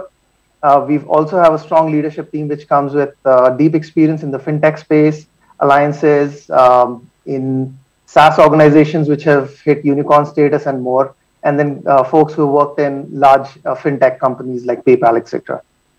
On the top right, you see some of our investors. We are past the Series A and also open to discussions for additional investment going forward. But primarily what we're looking at is let's partner. Technology partners who can complement our onboarding story, SIs who can deploy our solution and actually hold customer relationships, and value-added resellers who want to improve their line of revenue. So that's the presentation, team. Thank you so much. Thank you very much, Argo. Impressive traction and ambition. So let's hear from the judges if they have any questions for you. Hi. Thanks for sharing this. Can I just understand a little bit about how do you see yourself with the competitors? Because it's actually quite a crowded space that you're playing in. Geographically, I recognize that you're in, I think in UAE, India, as well as US. Is that right? Yeah. Could you just share a little bit about the space that you're seeing, particularly in the region? So, thank you for the question. Very valid. So in the Southeast Asia region, what we are seeing and where we are winning against now, what early success that we're seeing is there are companies front-end workflows, and then there are companies who, again, build, let's say, decision engine and back office dashboard. So at the core of it, I think the end-to-end solution aspect of it is missing. With that comes, I would say onboarding telemetry in some ways, if I use the right word, which is where are the customers dropping off and intelligence around that, which is not available in traditional players. So I think from a competition perspective, especially in the Southeast Asia market, we have not seen an end-to-end onboarding journey which is configurable to the decisioning engine and the back office dashboard. That's number one. Number two, yes, it is a competitive market, but like I said, there are gaps. The way we see it is Siebel always existed. Salesforce came around and kind of disrupted the market. For us, what we are starting to do is, or what we are seeing success is, the end-to-end solution, configurability, quick deployment, quick time to market, and then true onboarding, not just KYC, not just KYB, and not just app dev for building front-end interfaces. Does that answer the question? Thank you for that question. Yusuke, you had a question earlier on as well? Okay, thank you. Yeah, sure. Yeah, thank you for sharing. Yeah, my question is about technology. So, what is your breakthrough technology that which can differentiate you from other players? Actually, not one. So I spoke about the AI infused and the patent aspect of it, right? 11 of them that we have. So as an example, if I take location services or video verification, right? So is the person who's doing video verification actually in country that he's claiming to be, or in the city, or in the zip code, or in the pin code they're claiming to be in? So that's number one. Number two, our algorithms are able to identify if we are recording a video and playing it back. So we can identify that as well. deep defensibility from a point of view of face match technology, right?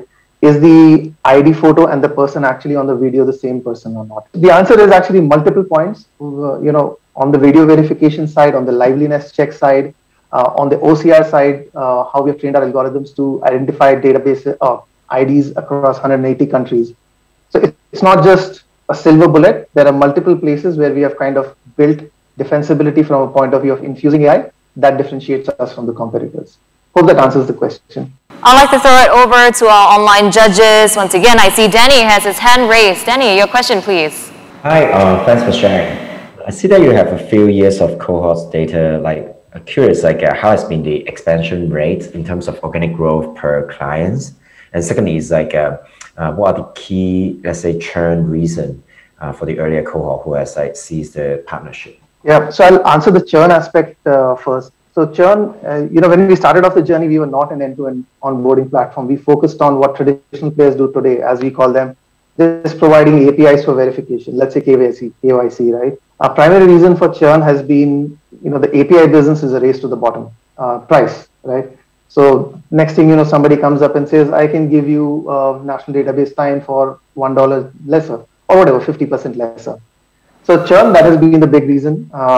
So till now, where we are seeing the churn now stabilizing is as you're building in the no-code configurable platform, and that is actually tying into the first question you asked. What is driving the growth in existing customers? If I understood that right, Danny, right? So the point is, now since we have a broader portfolio, we are able to go to our customers who consume just APIs and say, listen, your onboarding journeys can be built by us. And we've built business cases around that, right? So let's say current account onboarding is a product that a bank invests in, and they have to build it end to end, develop the app, do all the things that I told you, right? Now you can just spin up and configure the workflows and use the same platform for a savings account, for a merchant onboarding. So you're not investing in disparate technology. IT is happy because they are not seeing different groups coming to them and saying, I want .NET, I want Java, or I've heard of something new and I'm going to build my own product. So it's a great tie-in between what business wants, quickly be able to spin up apps, I would say onboarding journeys, and IT being very comfortable because they're very comfortable with the platform. And in fact, now where we're going to is, you do it yourself. We are a platform, we'll train you, you configure it. So I think that's where the stickiness and the growth is coming from, and we're starting to see that, but still a long way to go, yeah. All right, so thank you, judges, for your questions, and all the best to you, Argo. Last but not least, we have Rupert, the APAC lead at Adlib, here with us in person. So let's welcome him onto this stage.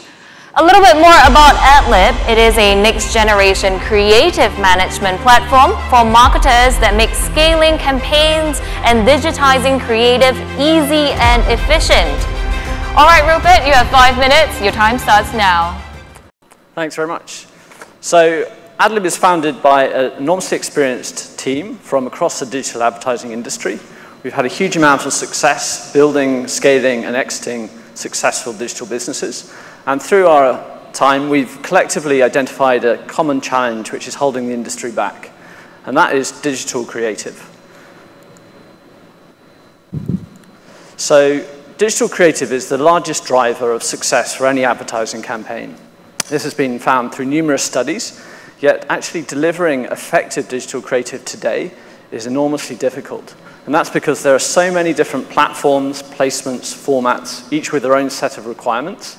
Combining those with all of the different audiences that we target to deliver a relevant, fresh message to cut through the noise is enormously challenging. We hear this from across our clients. The scale, the volume of ads that are needed today in the time frame and the budget restraints is a real common challenge. So Adlib is a platform designed to make this whole process much easier, much quicker, and much more scalable. So I'm just going to show you very quickly how easy it is to build out campaign creative using Adlib. Log into the platform, identify the creative that you wish to use, complete all of the details such as the flight duration, the objectives, the platforms, placements, and markets that you wish to deploy your campaign across. And in a few clicks, your campaign structure is immediately set up and available to use. Then through our deep integrations with the buying platforms, we can enable you to pull through all of your targeting strategies from these from these platforms without having to interact with different agencies to get this data. So in this case, we're putting through 5 audiences that have been set up, and those can immediately be imported into the campaign structure, and each assigned a unique, customized message in a few clicks. Once you've assigned that message, then you can immediately preview.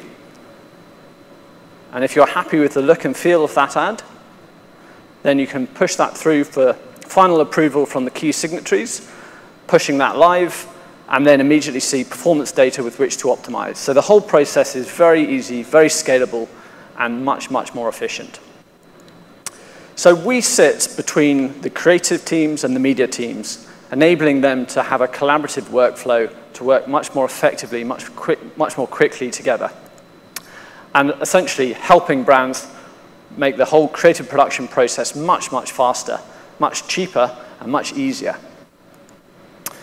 We act as a hub for the MarTech cloud. So what we mean by that is we plug into our customers' existing MarTech infrastructure, plug into all of the customer data sources, and plug into the buying infrastructure, which means that we can seamlessly produce and deploy all of the different ads required and pull through all of the reporting data to provide invaluable insight into what's working and why.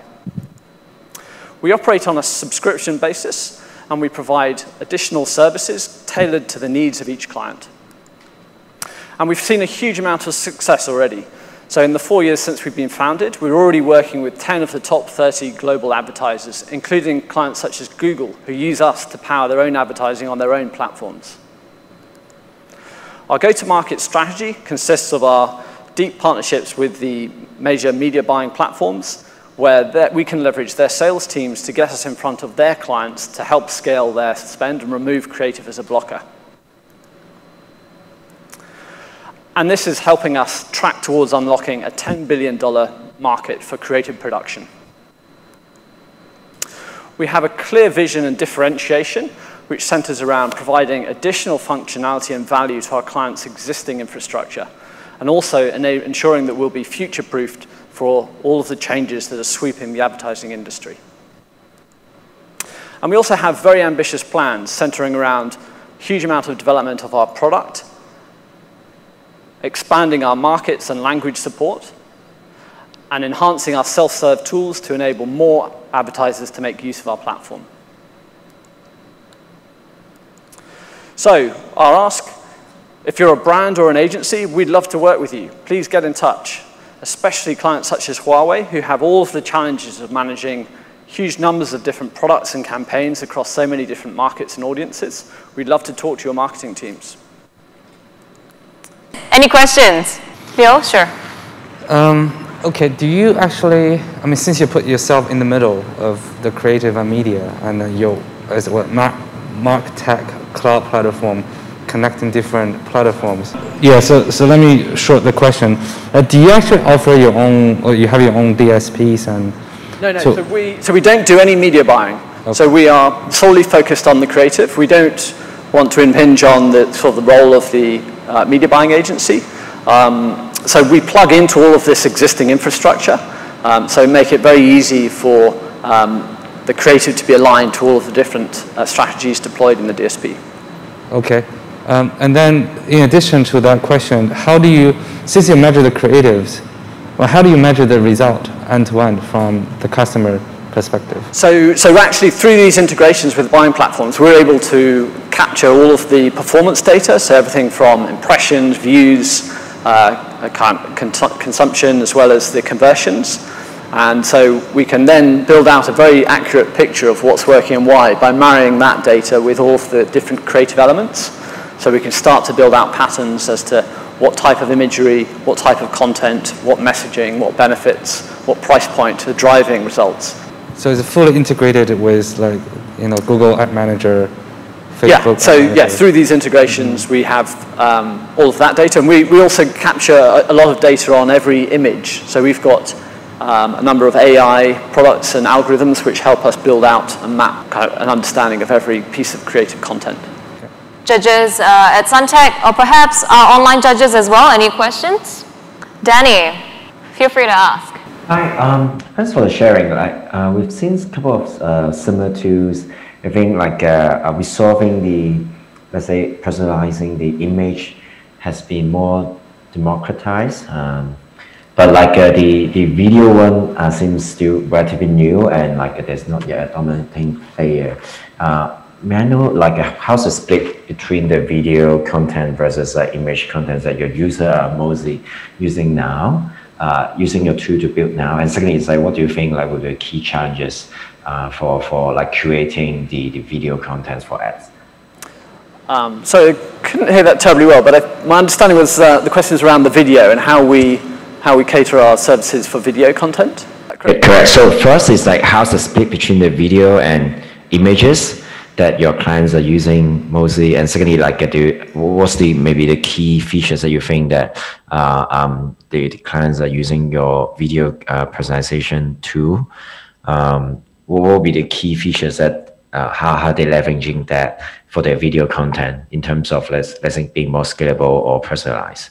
So that's a really great question. So video is, yeah, as you say, it's very complex. I guess a lot of the challenges currently facing the industry are that the creative agencies spend 90% of their time producing video content for traditional TVCs or kind of long-form content, and the digital world is very short-form oriented. So we've got a number of tools which enable brands to condense content, identify the most memorable pieces, and produce scalable, personalized variations tailored to the different audiences. But there's obviously in our roadmap, there's a lot of work that we're still building out to enable kind of easier editing interfaces for brands to select content or have content suggested based on the audience or the objective. So it's a very interesting space, and we've had some early success, and we've got a lot of kind of plans ahead of us. Hope that answered the question. Thank you very much for your question, judges, and all the best to you, Rupert. That'll be the end of the Q&A session. And with that, we have actually seen all 10 of our finalists. Judges on location, please do follow Alexis to the VIP lounge where deliberation will happen with our online judges. For the startups and the rest of the audience, this is a good opportunity to take a little break, stretch your legs, or visit the restroom if you do need to. We will be back shortly.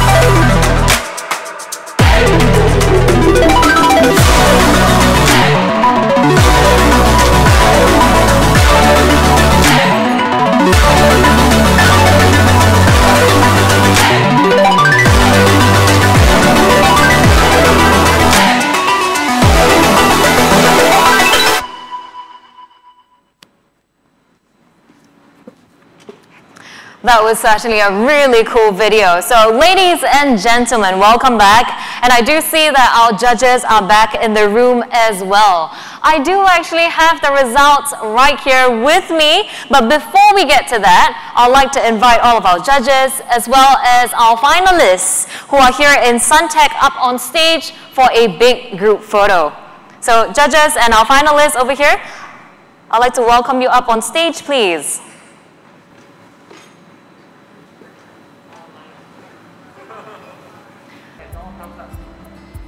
All right, everybody remember to smile. You can feel free to put your thumbs up as well, our online finalists. Okay, one more, all with thumbs up. Thank you so much for your cooperation. Thank you, our judges and our finalists here at Suntec and also online. And with that big group photo out of the way to commemorate the event here today, I would just like to give you a quick recap on some of the prizes that are on the line. But before I do, I just want to mention, okay, everybody has done an amazing job over here. Being in the top 10, you are already a winner. That being said, from the 6 to 10 prize, the startups will be receiving US $40,000 worth in cloud credits and admission to the Huawei Spark program at the Incubate tier. And for our 3rd to 5th prize winners, the awardees will be receiving 80,000 USD worth in cloud credits, as well as admission to the Huawei Spark program at the Accelerate tier. And of course, our top 2 prizes for the day, I believe everybody is gunning for this one. The grand prize, which will go to both of our top 2 winners, $125,000 US worth of cloud credits, admission to the Huawei Spark program at the Accelerate tier, admission to the Huawei Spark Fire, admission to Spark Go China program, and they also stand a chance to win $30,000 at a Startup SG grant sponsored by Enterprise Singapore. And finally, to add the icing to the top of the cake, a fast track ticket to the top 100 of Slingshot 2021. So I'd like to thank our judges once again for their time and expertise. Now for the exciting part, let us welcome Rex Lay, Managing Director of Huawei Singapore, up on stage to present the first 2 awards for Most Popular as well as Most Innovative.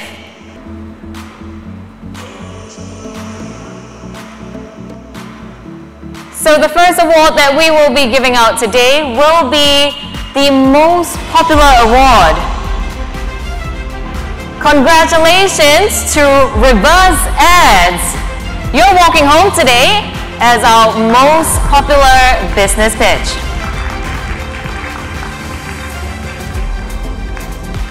Congratulations. Feel free to come on up on stage and we shall take a group photo with a 1 meter safe distancing.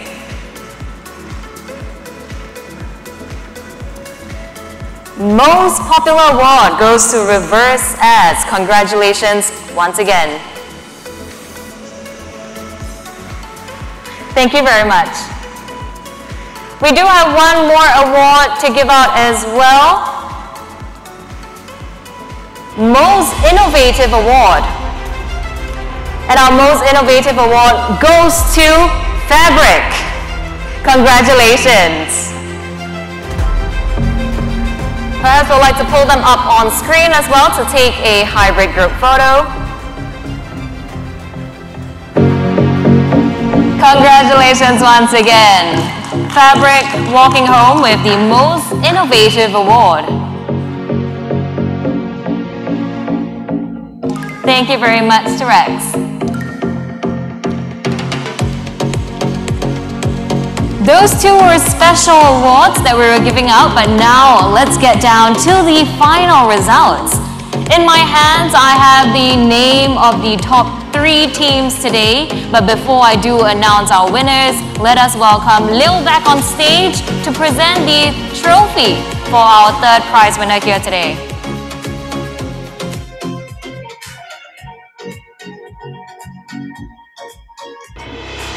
In 3rd place, congratulations to My A1.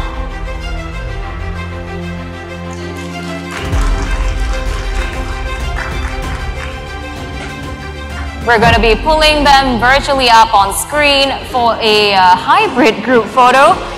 But congratulations, you're walking home as our 3rd place winner for today.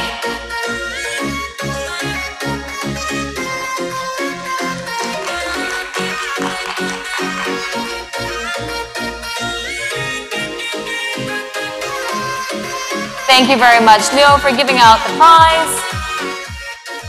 I'd also like to now welcome Zheng Zong on the stage to present the next prize.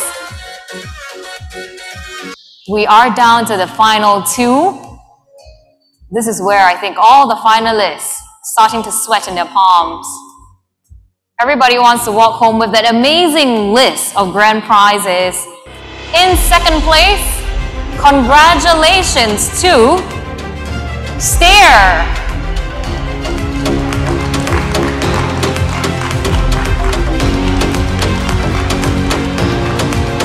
Xavier, congratulations, waking up early was worth it.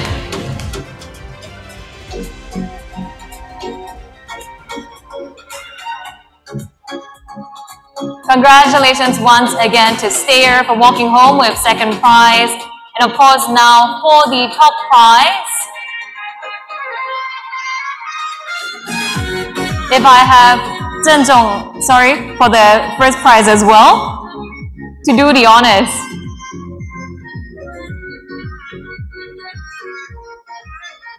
In first place, who do you think you'll be?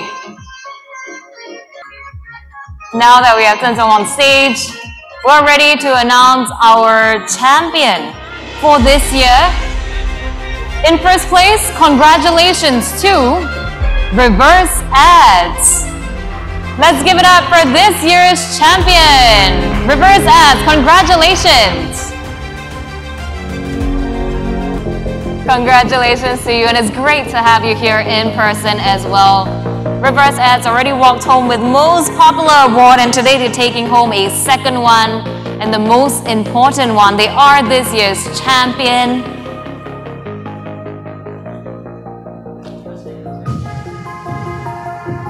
Congratulations to our champion today, Reverse Ads.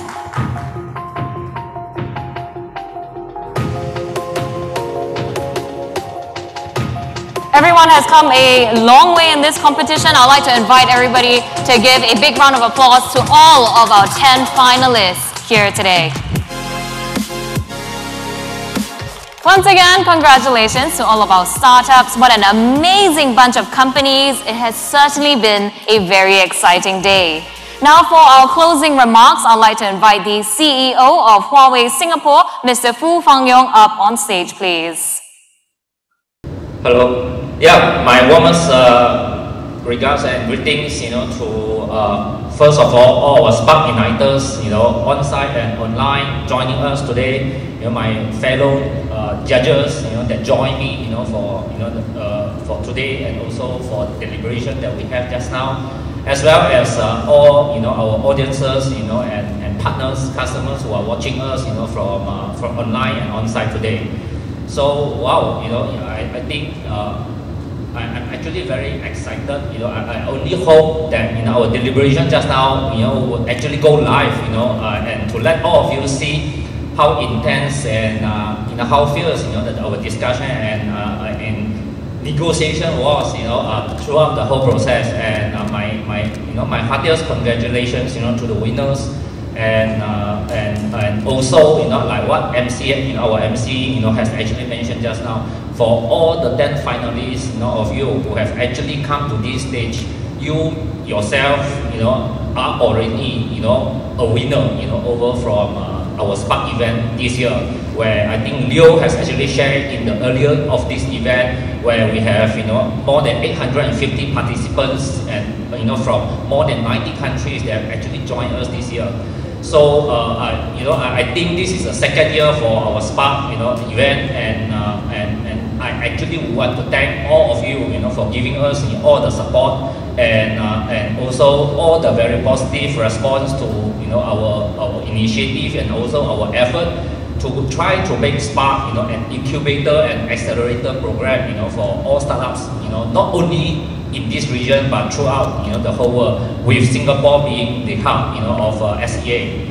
So I wish, all the winners, today, continued success, and I actually look forward, to work very closely with all of you over in the next year, of the program, and to help you, realize, your dream and aspirations. And for the other 5, participants who are startups, who did not actually win a prize today, don't give up. Do come back again next year, because next year we are going to have a much larger, Spark program again, with better incentives, and I am actually very sure, you will actually find a spot, through Spark, over in this region, as well as all the markets where Huawei is actually currently participating in and also having our business in. And we are happy to also discuss with you, offline, on any of your market, endeavors, and also initiatives where Huawei can be, can contribute towards your success.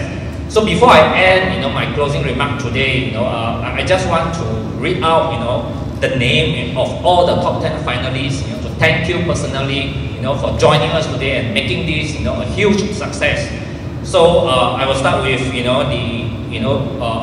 from the chronology of today's agenda, due to some technical, glitches, I will start with Treble, Stayer, Together, My A1, Reverse Ads, Imagine, Fabric, Barikoi, SciZ, AdLib. Thank you so much, for joining us and supporting this event together with us. And I look forward, to seeing many of you again next year. So hope, and I also wish all of you continued success. And I look forward, to seeing you become a scale up, over in the shortest time window as soon as possible. Thank you and have a great day. Thank you very much to Mr. Fu for that very genuine and wonderful closing speech.